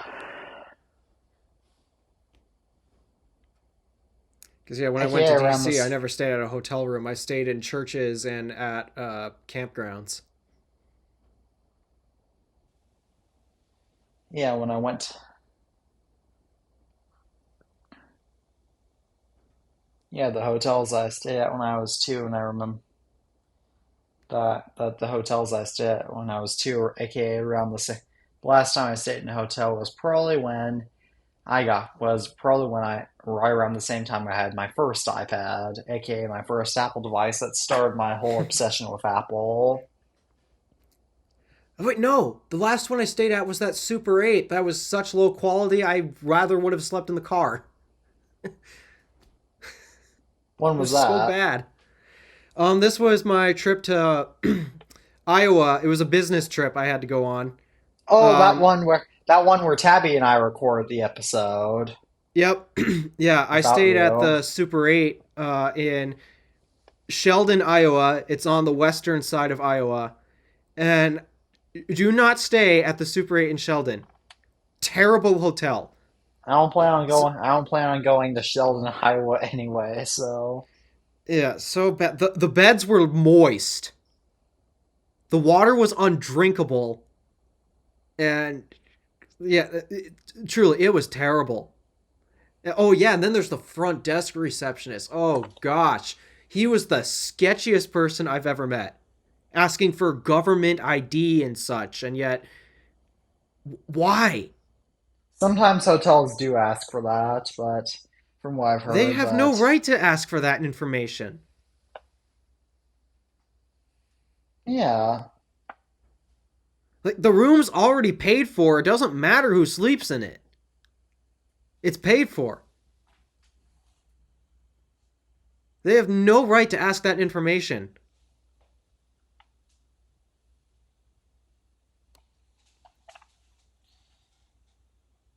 So yeah, if any of you guys ever go to Sheldon, Iowa, do not stay at the Super 8. Worst hotel I I have will ever been not. to. Oh yeah, and the room also reeked of smoke. Cigarette smoke. Yeah. Yeah, not like actual fire smoke. If it was fire smoke, then that would have been bad. Yeah, So yeah, I'm don't. surprised. Did that hotel still allow smoking? I don't think hotels people can smoke in hotels anymore. There are some that still let you, I believe. And actually, if I recall, this drove me absolutely mad.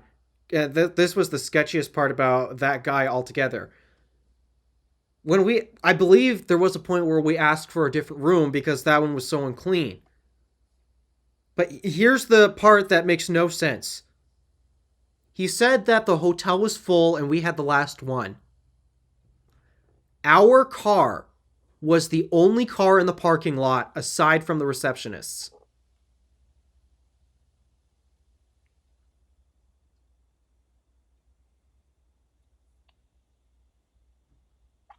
What? What's he hiding in the hotel rooms? I don't know, but that place is so sketchy, so horribly maintained. I would never recommend anybody stay there. Truly, Super, worst hotel super, I've ever been to. Super 8 sounds like Super 8 needs to close that location down or investigate it. Yeah, I felt so unsafe there You should have just because like like, oh yeah, the hotel's full when there's not a single car in the parking lot. That's not good. That's a bad sign.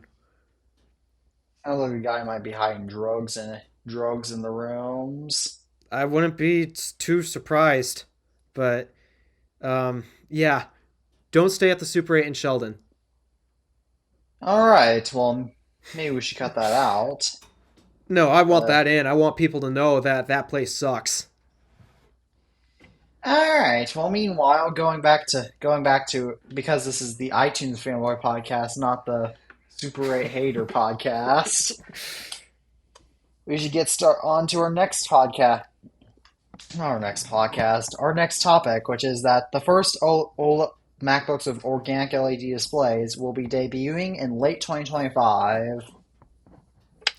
I'm not so sure if I want that because I really like mini LED.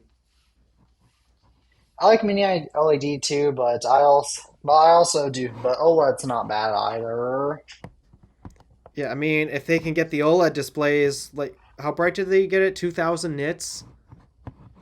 Oh, speaking of, I'm using the MagSafe port on my MacBook for the first time to charge it.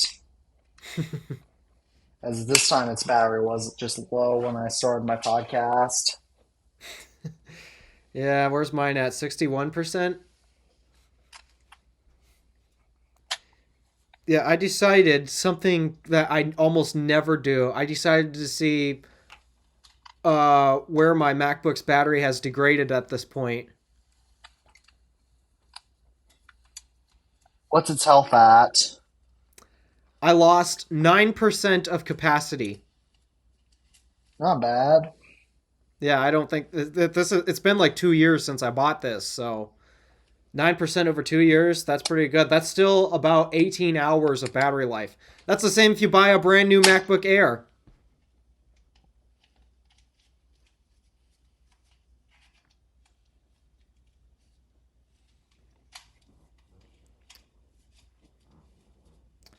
And it is not very often I ever fast charge this thing.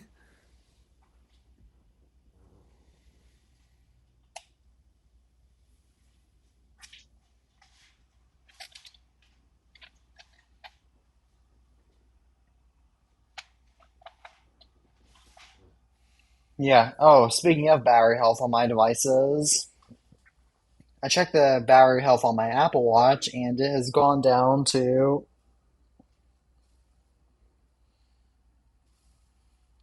96%. Mm. And then I checked on my phone and it finally happened after a year. Oh dear. What's it down to now? 99%. I have a 14 Pro, mind you, which is Yeah, infamous that's the for its phone that bad has the back. notorious strange sudden battery health drops. Maybe it'll start dropping more, but to be fair, at least I was able to keep mine for a year without its battery dropping suddenly. That's how it should be. I believe that's where it's supposed to be. To be fair, I'll probably have this, and to be fair, I'm going to upgrade to the iPhone 16 Pro or 17 Pro anyway. So, yeah.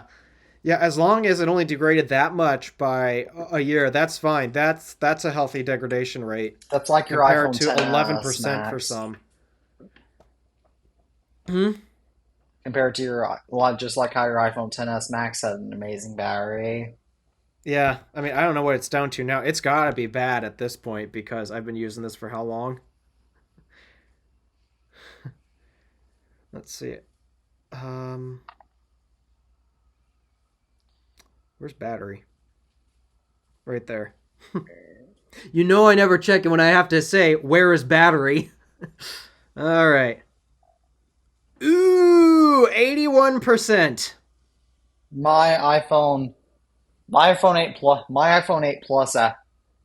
iPhone 8 Plus towards the end of it got, I believe it's now at 81%, or it might have gone down a little more now, but it was at 81% when it was towards the end of being my main phone, and that was after my mom used it for a little over 2 years, and then I used it for almost 2 years, so it was after a total of 4 years of being a main phone.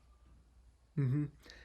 I've been debating actually going to an Apple store to. Yes, I know it's a 6 hour drive. Screw me.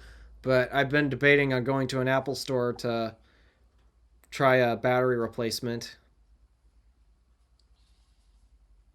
It's a long distance trip. Yeah. And then again, you know me. I love long distance trips. Yeah. All I just right. don't Well, have the time speaking. for them. To be fair, I. To be fair, you seem to have a lot less time than me, and yet you take a lot more long distance trips than I do. Well, that's because I do them mostly on weekends when I'm not working. It's usually I get off of work on Friday, quickly get something to eat, and then I drive during the night on Friday down to either central Wisconsin or Petoskey. Um, Where's and then I, Petoskey? huh? Where's Petoskey? That's in. It's like 30 minutes south of the Mackinac Bridge. Ah, So yeah, if you look on a map, um, literally I think it's the second exit. Yes, I think it's the second exit heading south off of I-75. You'll be taken to US 31.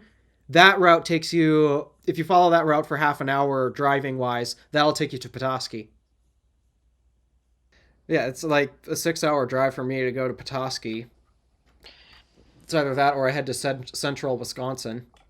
And then usually I get 2 weeks of vacation out of the year where I have the opportunity to do a longer distance trip, such as this summer I'm planning on going to North Carolina to scout it out, and I'm at least planning on taking a week off of work to do that.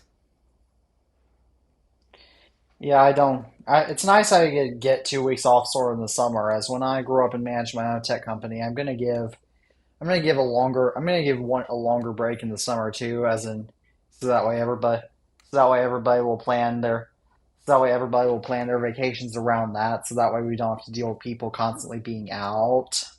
Mm-hmm.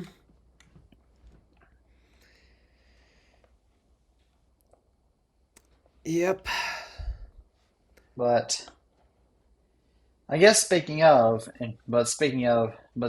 things going out, I guess we should talk about our next podcast topic as our final Apple topic, which is that Apple is increasing Apple Vision Pro production. Oh dear. Yeah. And I mean this quite literally. Oh dear. Yeah. I don't know. That means that people will be able to get their hands on it and say it sucks, or else say that it's not useful. The thing that scares me about this is they still haven't told us how it works, why it's useful. And I'm not counting what they did in WWDC as that. What they really did was demonstrate what the OS is capable of, but they haven't demonstrated to the end user how to use this thing, why we need it. They haven't demonstrated that at all. And With the yet, as we said many also times, it's $3,500. I need to ask, how many Apple users spend over $2,000 on their MacBooks? I did once. How many other Apple users are out there that you think actually spend $2,000 on a MacBook? Like, give Not me a many. percentage. I would, if I gave, let me think. Uh,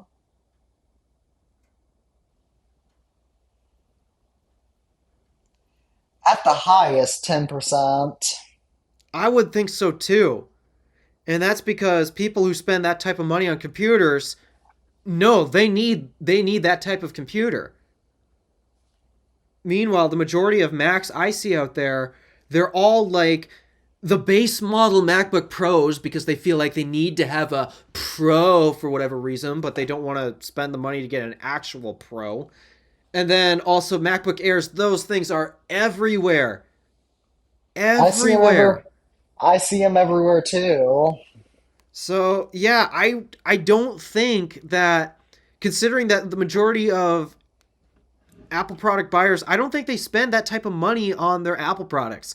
Yes, there are some who pay over $1,000 for their phones, but they're But they getting don't spend most of those 35. people who do that are probably financing them. Yeah, most people finance their Apple products. I haven't Yeah, seen that anything about financing a Vision Pro, and no one's going to want to finance something that's entirely new. yeah. So because just imagine you get it and then you see I don't like this or I don't need it and then you're stuck with financing it for how long now?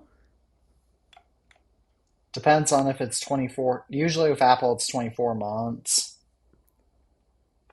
3,500 divided by 24. What the heck is that? I cannot do that I'll math do it right on my now. calculator. Oh Divided by 24. crap! I haven't pinned the calculator on my desktop yet. Oh, on my dock yet. I need to do that. $145 a month. Most people don't even like to spend that kind of money paying off a car for that much money, or I don't know what people Yeah. spend on car payments, but Well, I'm spending about 450, actually it's closer to $460 a month for my car. Except oh wait, I yeah, pay double that because I'm trying to pay that thing off as fast as possible. So, but yeah, like how much am I paying for my 13 Pro Max?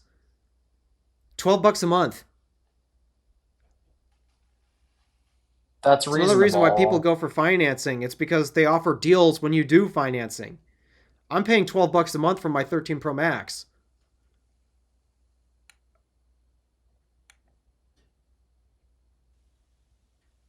This is over double the price of that. So depending on the deals that you find on an iPhone, This is, you could buy 10 of those iPhones for the same price as this if you financed.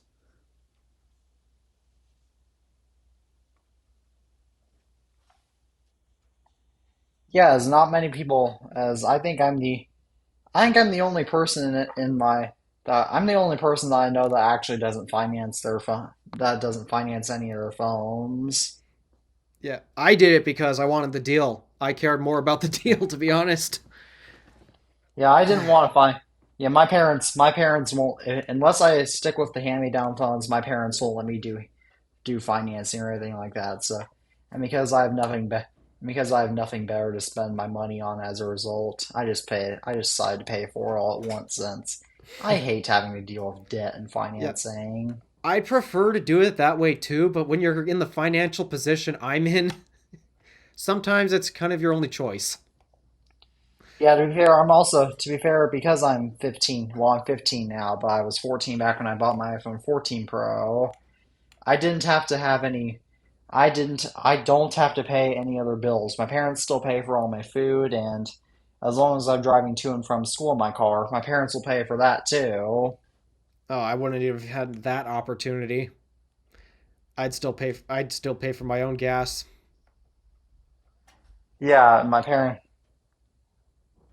yeah, so as a result, my parents do pay for that stuff, but my parents don't.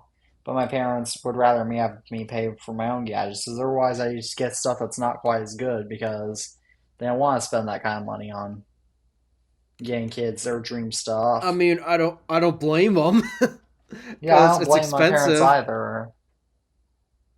Yeah, it's expensive stuff. Like when I was for my sixth birthday, when my mom got me my iPad 3 for my birthday. I didn't need the latest iPad I ever wanted at that point. Sure, it would have been nice, but my mom didn't think I needed it. And to be honest, didn't even know too much about it, so I was okay with my 3. In fact, I thought it was a 2 when I first had it. Hmm.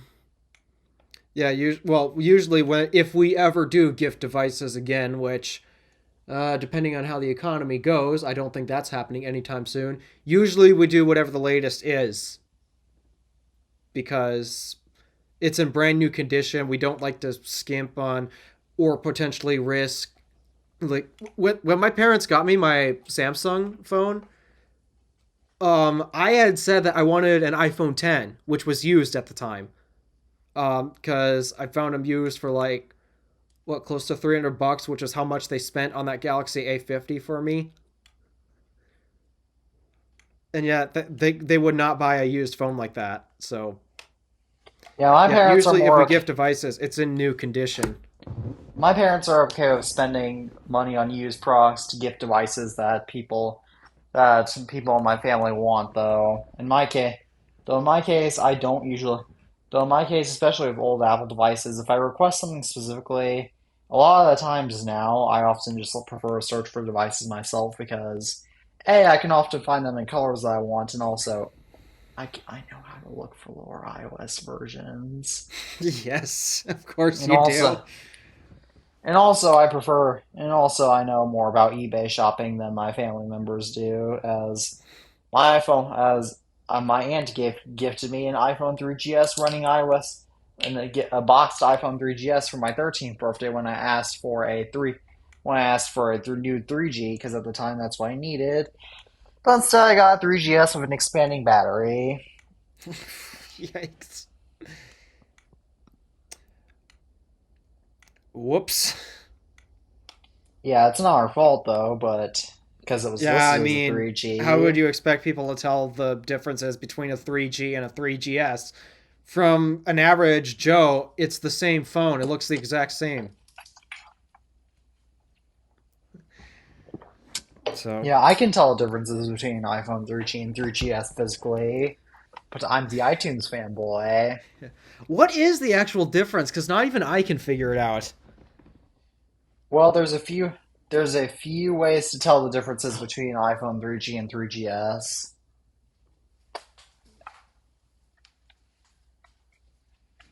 Let me just go to my pile here.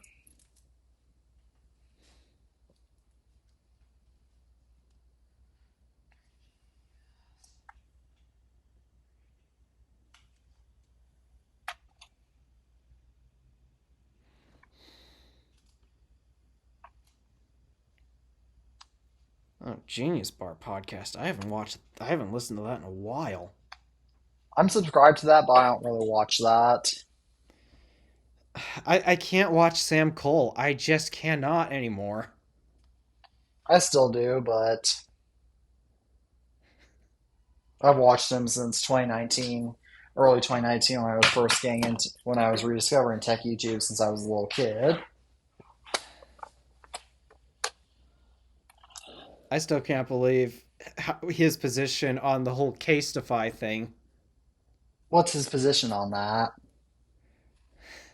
Well, he's still using the. I was, I watched the first part of a Genius Bar episode because it was discussing the whole beeper situation, and I wanted to hear John Prosser's real thoughts on the situation because, dude, he's John Prosser is the guy I listen for. And I hate it when I'm watching a standard FPT video because he goes into this character where he has to act like a quite part of my language, but I quite literally mean this. He feels like he has to act like an for the camera. That's the character he plays. But on the Genius Bar podcast, and that's a big reason why I used to listen to it a lot, that was real John. That was real John Prosser, and real John Prosser not acting like the character he plays on FPT. He's good. Real good. He really is. He's smart. He's one of the best tech analysts out there that I know. And that's why I wanted to hear his thoughts on the whole beeper situation, which kind of predictable, but just I thought they were so good. So yeah, that was the reason why I started watching that part.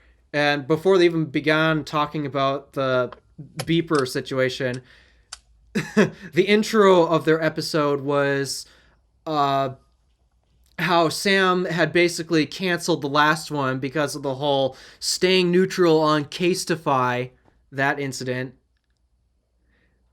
And then yeah, stay neutral. And then after they talked about the beeper incident, he needed to look something up, and so he held up his phone. It had Casetify case on it. It was in a Casetify case. My mom still uses Casetify cases, and I told her about the lawsuit too. Yeah, that's. But then there's so many other things about Sam Cole that we'd have to turn this podcast into the political fanboys podcast if you wanted me to get into why I have so many problems with him. I haven't seen him get political. He doesn't do it directly, but there's certain things that he's talked about that definitely show some political bias, and I'm not a fan of it. That's all we need to go into, but meanwhile, do you want me to show you how the differences between iPhone 3G and 3GS physically? Yes, I would like to see the differences. Alright, so the first way to tell, so let's say you have an iPhone 3G so let's say there's a 3G and a 3GS side by side. You probably can't tell this very well on camera, but can you notice how you can tell the text, see the text, silver text a lot better on the 3GS than the 3G? There's text on the 3G? Yes. I can't even see it. Here, I'll show you the 3G. Oh, wow. What color is that? That is so hard to see. It's silver, but it's just faded. Oh. Oh, no. Oh, no. My iPhone 3G got the infamous butt crack. Oh, no. Oh, dear. Shame. I can see why it's infamous. It got the butt crack. Which, in case you don't know, is a crack by the charging port. Yeah, I guessed it. Is famous for. Oh my gosh. But another easier way to tell, but that's the best way to tell a 16 GB iPhone 3G and 3GS apart.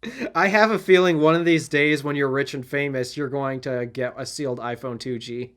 No, I will not. No? No, it's not. The reason why I'll be rich and famous is because I'll be rich is because I'll spend my money on actual useful things, not a sealed iPhone 2G when I have kids to take care of. I guess so. Then I don't want my kids to get mad at me and say, "Now I don't want," and I don't want my kids to get mad at me and say, "Now I don't want this super cool quantum toy or what." Now, Daddy, why can't you buy me this super cool expensive toy when you could buy yourself a sealed iPhone 2G?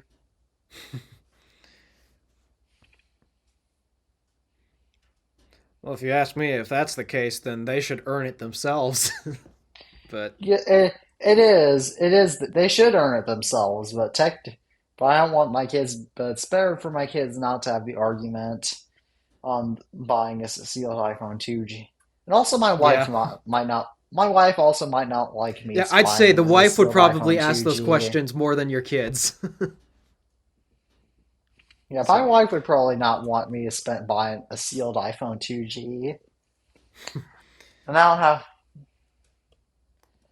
so if I were to do, and it's not financially feasible for me right now, so.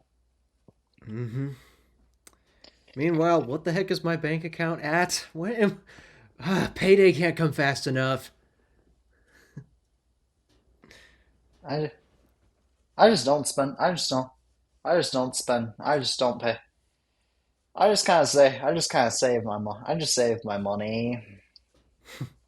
I'm a little cheap. I've noticed. How do you, how do you notice I'm cheap if I buy the most expensive, if I buy a $2,500 plus MacBook? How frequently do you buy those? Not very often. And the type of Back stuff when, that you do buy is typically like double digit at most. yeah. So, to me, it was a bit obvious. Well, it's also because I don't make that much money also, so. Yeah, fair enough. Meanwhile, the most expensive thing I own cost me 25 grand. Why don't you, I've been meaning, man. Why don't you just get a trade? Why don't you just go into a trade school and get a similar trade, or else look around for higher paying jobs, or it can be working in electrical and or not or metal machining since you can probably since I know you might not I know it's not your dream job, but you could probably make more money, and then you could afford to move out and not have to pay rent in your overpriced room. Yeah, well, here's the thing. I was told by my boss that other people that he's worked for overflow, they know what those people know what I'm capable of, and they are willing to pay me way more than uh, I've been made aware of this. But Then get those one of the jobs, biggest Alpha. reasons why I don't know what you're waiting for. Just get those jobs. It makes perfect sense to me. it's not just about the money. That's the thing. It's not just about Yeah. the money. A problem Alpha, that all of these other places, the type of work that they'd be putting me into would be doing the same thing day in, day out. I would go insane if I did that. Alpha. Maybe that's not the quite right. The maybe that sort of type of job isn't the type of job for you. But I know. But here's one thing that I must say.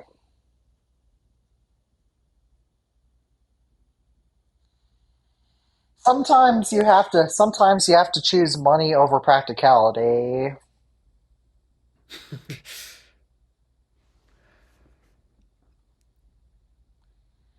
Sometimes you do, so that way you can live. Well, I mean, I'm currently living just fine. I'm paying my bills. I'm still gaining money. I'm still saving up. Yeah, yeah, but I mean, you whine about the economy all the time, and maybe if you didn't want, And maybe if you made more money, then you wouldn't have to whine about your economy.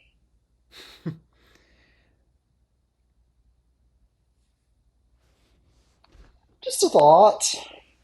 Yeah, it's just I can't do it. I can't do. I'd literally go insane if I tried to do that. I just cannot do that. Well, you can maybe do a different job then. Like, have you ever considered becoming a plumber? Then you go into different houses all the time in different areas. That's not doing the same thing.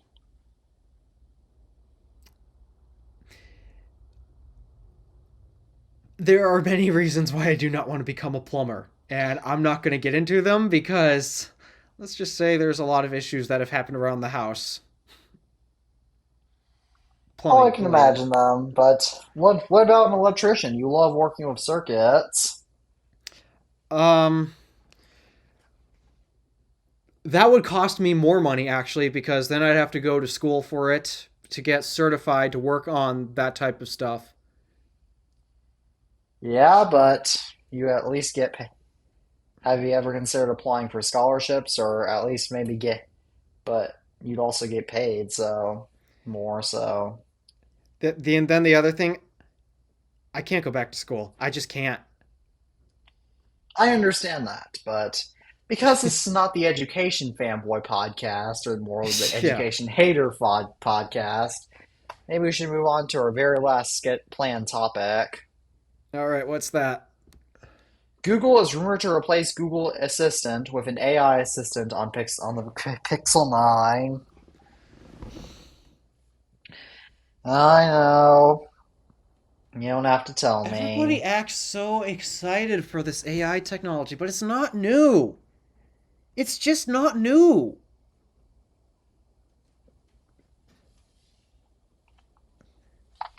AI was even in the original iPhone for that matter, with predictive text typing. Yes. Yeah, it's sure we're adapting it to do new things, but I mean, we've already witnessed with Microsoft.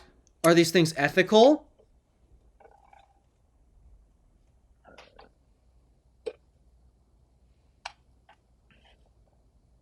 That's a big question I have.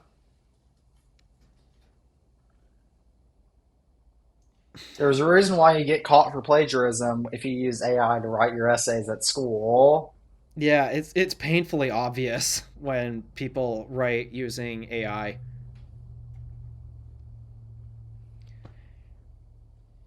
AI is truly just, it's under. You know the reason why I haven't made it? I'm one of the few tech YouTubers that has not made a single video on AI, period. I don't think I have either. Yes, you did. You made one on testing out Bard. Oh, I did. Yep. Okay. Sure. I forget the own videos I made, but Yeah, I have not made a single. I have not made a single video on actual AI at all. I made a community post about it and I've tweeted about it, but I've yeah. never Bard, but I've never, ever, ever made made a video about AI. You know why? It's because it's not the most exciting thing in the world. For me, I think it would like I complain about the economy so much. Here's a big reason why it's such a problem. The labor force, the workforce.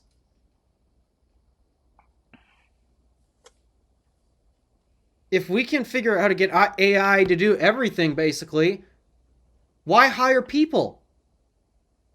Why pay people to do the same thing your artificial intelligence can do for free?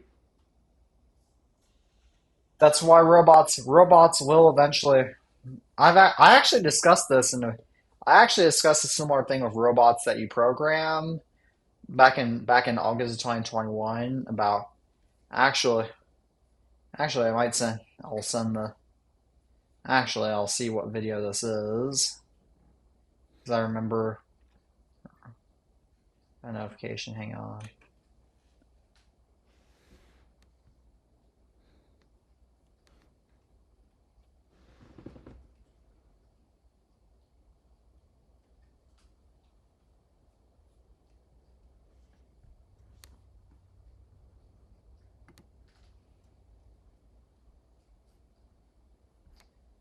Let me go view my channel. Hang on, I had to see a notification.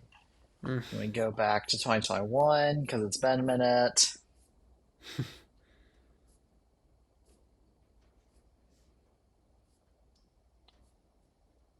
How robots will replace humans in work environments, and it only has 14 views. To be fair, I started a lot in that video. Maybe I should do an update of that video, but that's far away from now. Yeah, to me, that's a But dangerous future. If that really is the case, that's a dangerous future we're heading towards because at that point, how do people get paid? How do people make money? I actually discussed this in my getting back to on topic. I discussed that in my video on how robots will replace humans in work environments. How robots will just mostly replace the grunge work, and that people can will actually do the creative work. Since people still want to do creative work, and as we've seen with AI doing all the creative work, it's illegal. And there's still many fields that robots cannot do. Like I know I know despite what every company wants you to think, robots cannot do customer service. You hear me, No. companies? Oh my gosh, they all suck. It doesn't matter who's Apple has the best implementation, but I still think they don't need it. No one. I don't know why companies think that a robot is a good idea, other than the fact that it cuts companies off from their customers and makes them mad. But robots cannot do customer service. They've never been able to. They just cannot. Unless you're Apple. Apple somehow managed to figure out a way to make it work. When it asks for your information, it passes that on to the employee. This is the theory with customer service robots.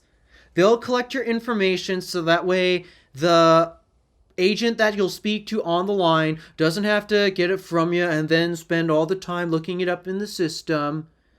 In theory, what they're supposed to do is once they're completed with their call, they'll go into the next one and it'll display here's the customer, here's their issue, so that we don't have to waste all this time figuring out what the heck is going on. The problem is that tech companies, or just companies in general, implement this so poorly that that's really bad. That's really bad to the point where there's an entire website called getahuman.com, which can you guess what it's designed to for? Getting a human. Yep. Yeah, the things that drives me nuts on what their robots are supposed to allow them to do, and they never even use it. Like HP customer support, I can't believe they even do it this way. They have it set up where, at least I know back in 2018 this was how it was done. In order to create a call with customer service, you had to fill out this form online with your name, your phone number, your various other information. So that way, in theory, when the representative picks up the phone after you call them, they have read the form and have understood it and have this information. They JHP don't have even the read the forms. good grief. I've watched this on LTT's Secret Shopper. That was how I learned about this. So, what's the purpose of the form? I guess to waste people's time, but I've They've done. successfully done that. And the reason how Apple can get away with using robots as customer support for customer support is that Apple's a tech company, so they know how to integrate computers and robots properly. A lot of companies that Yes, call and the way they've a lo- integrated it just works so well. Like, I'm trying to remember the first question that they ask, but I think it's something along. I think the first question they ask is,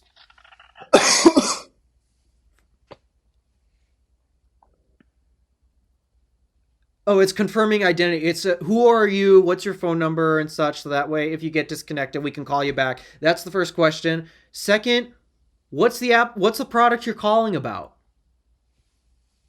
then a quick description of the issue. And at least so far, as I've watched this work, every single time the agent has this information. They know who I am. They check to make sure that they have the same phone number that I gave them. So that way, if we get disconnected, they can call me straight back. And they already know the issue. It works. Unlike any other customer service robot out there that can't even direct you to the right department half the time. Like how, like as we mentioned on TIFP episode back in May or June about how Tabby Pairs was trying, or Tabby Cat was trying to call T-Mobile customer support because he had to get East because he had to do something with activating phone service. And then he was on hold for 5 hours until he got a hold of some guy who was clearly not Mike Seifert, claiming to be Mike Seifert when Mike Seifert would be sleeping. This is... Yeah, we've seen that AI is not capable of the creative... I mean, we're getting it there, but legally I don't think it should be. Because the way it works, it's not original. It never has been original.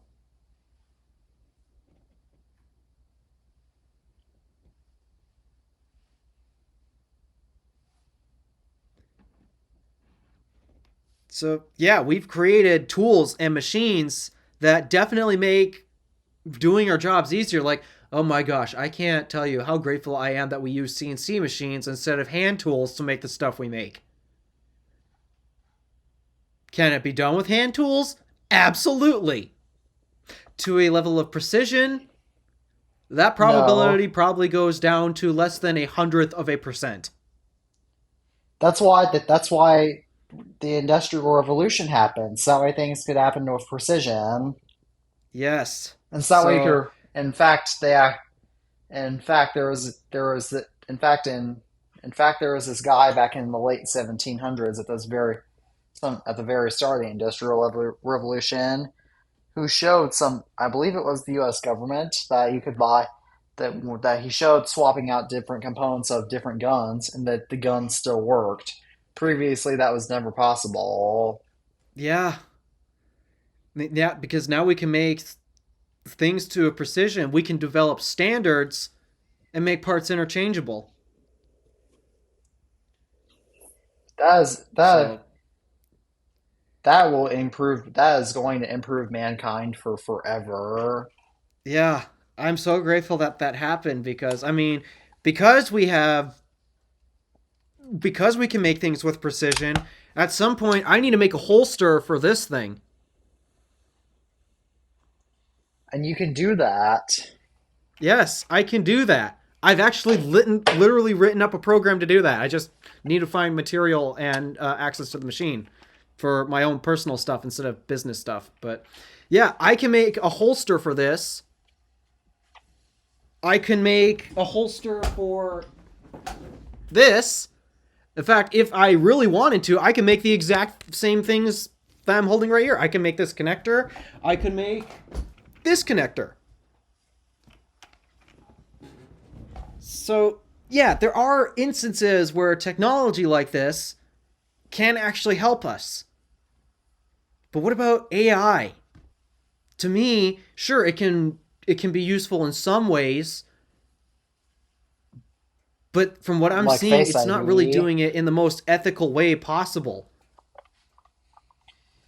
My personal prediction is that now that once I saw a tweet comparing OpenAI's lawsuit to their Napster moment, what I've realized is that similar to how Daniel Ek, the founder and CEO of Spotify, he founded Spotify so that way streaming music could be legal and still just accessible. So somebody is going to find some way around to do that, and then maybe AI will take off for good. But That's a ChatGPT might get How do shut you pay people down. then? How do you pay the artist then? You probably pay the artist depending on what content is being asked to be pulled.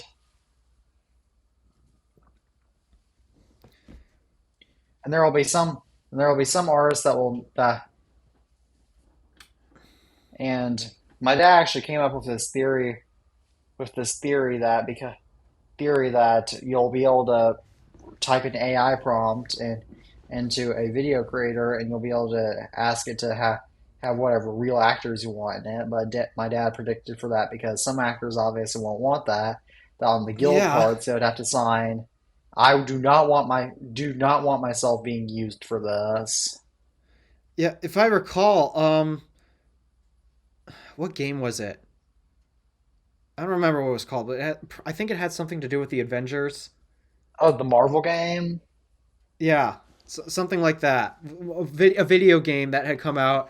It was themed around Marvel, the Avengers, and they couldn't even use the actual faces of the people because of licenses like that.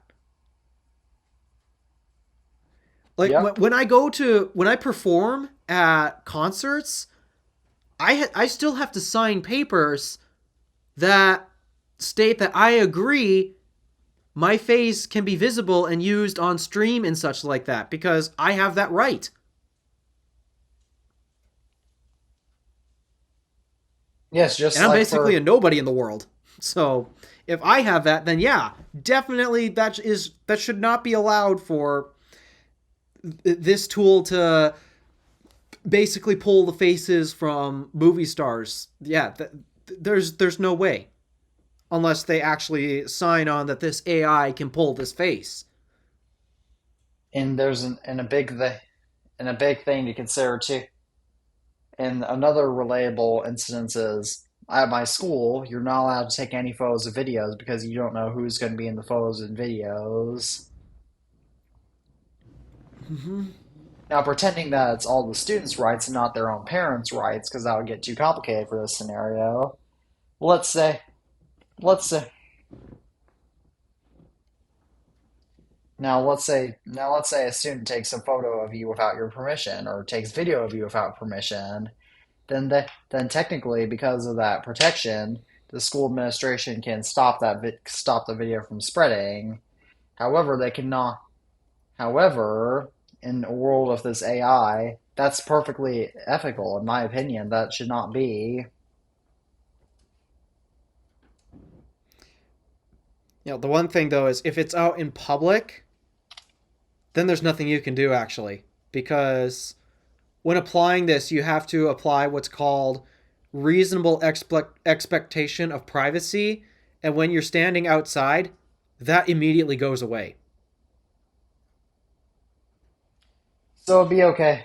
So it'd be okay, for example, if somebody took a photo of me outside without my permission, since technically out in the public, but Yep. let's say it's somewhere like at my If house, it's for in the example. school, if it's It's in the in the school. school Nope. or in your house, then no, they can't do that because that would be in in the school. The reason why it's the case is because it's literally for safety and security of a large gathering of minors.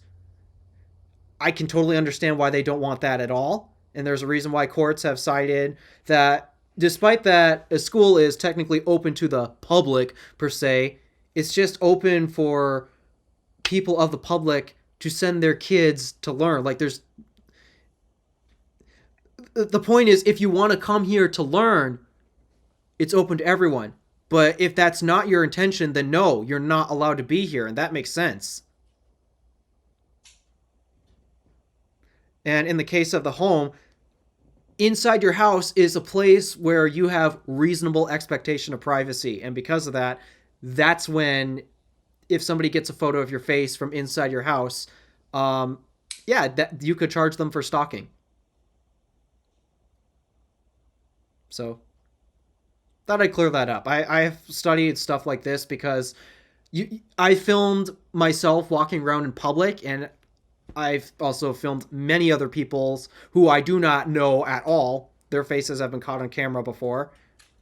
But in that scenario, I know I'm good because it's always outside in a public setting where reasonable expectation of privacy is it just doesn't exist.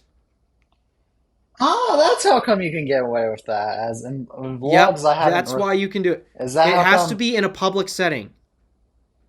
Is that how come you can? Is that how come YouTubers, when filming vlogs, can show drivers' license plates?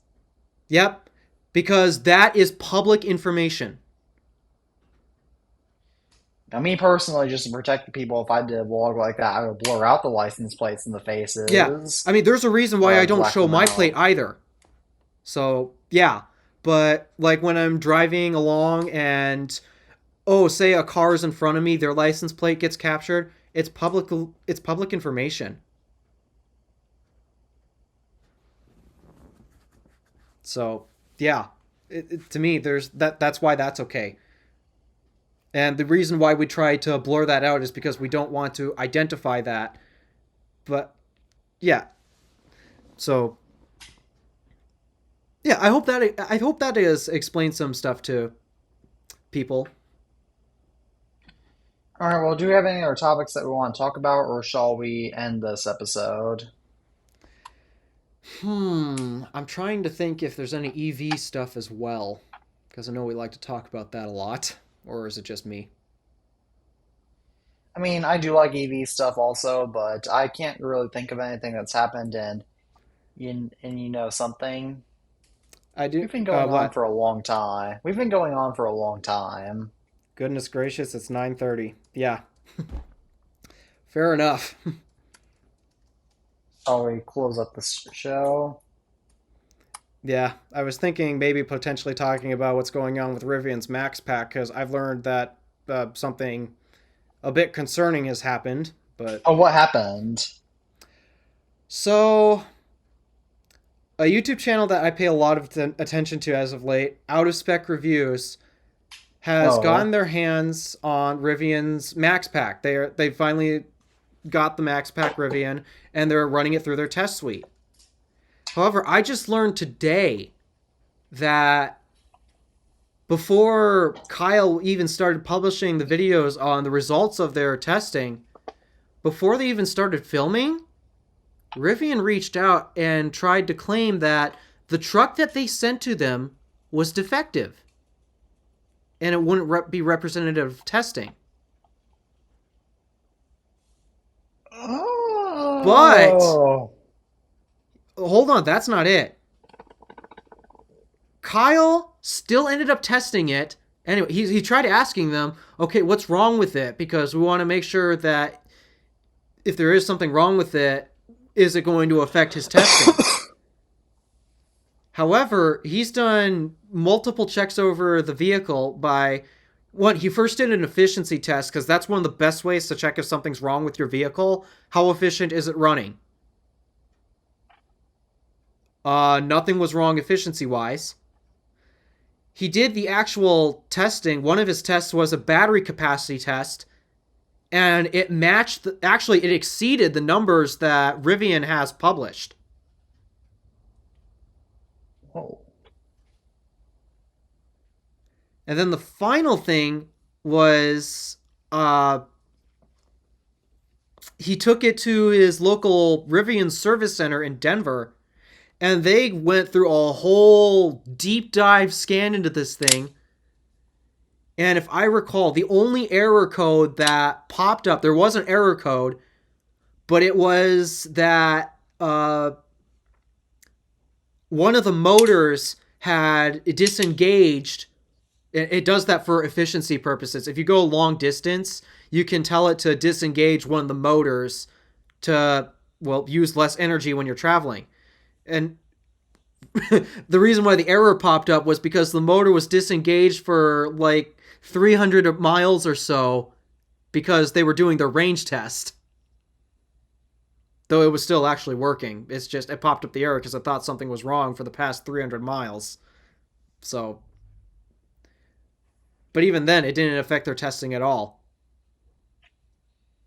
Why did Rivian? The only theory I have on why Rivian could claim that it was defective was that if the capacity numbers might have been higher than what Rivian was advertising, but otherwise, I don't understand how it can be defective.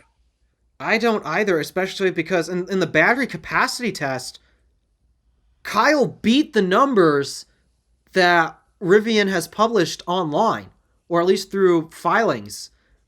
So, and the way it performed in the range test, yeah, it was in the cold, so it didn't help that aspect of it, but it wasn't unreasonable how it performed.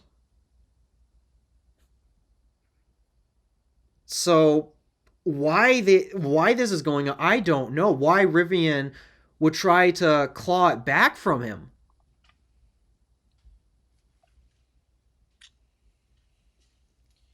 Are you sure it wasn't a spam message or something like that? He said that he got a phone call from one of his.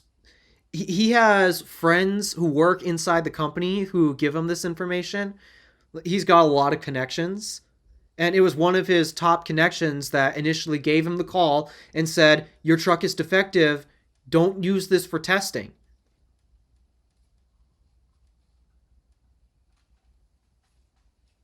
Maybe they wanted to try to manipulate the media, as I know a lot of tech companies like to manipulate the media. I'm wondering if that's the case, because I know that for the most part, the media was very disappointed in when Rivian launched the Max Pack, because it's literally the only thing different between the Max Pack and the large pack is a chemistry change. A very slight chemistry change. And the reason why everyone is upset because Rivian's charging $10,000 for this.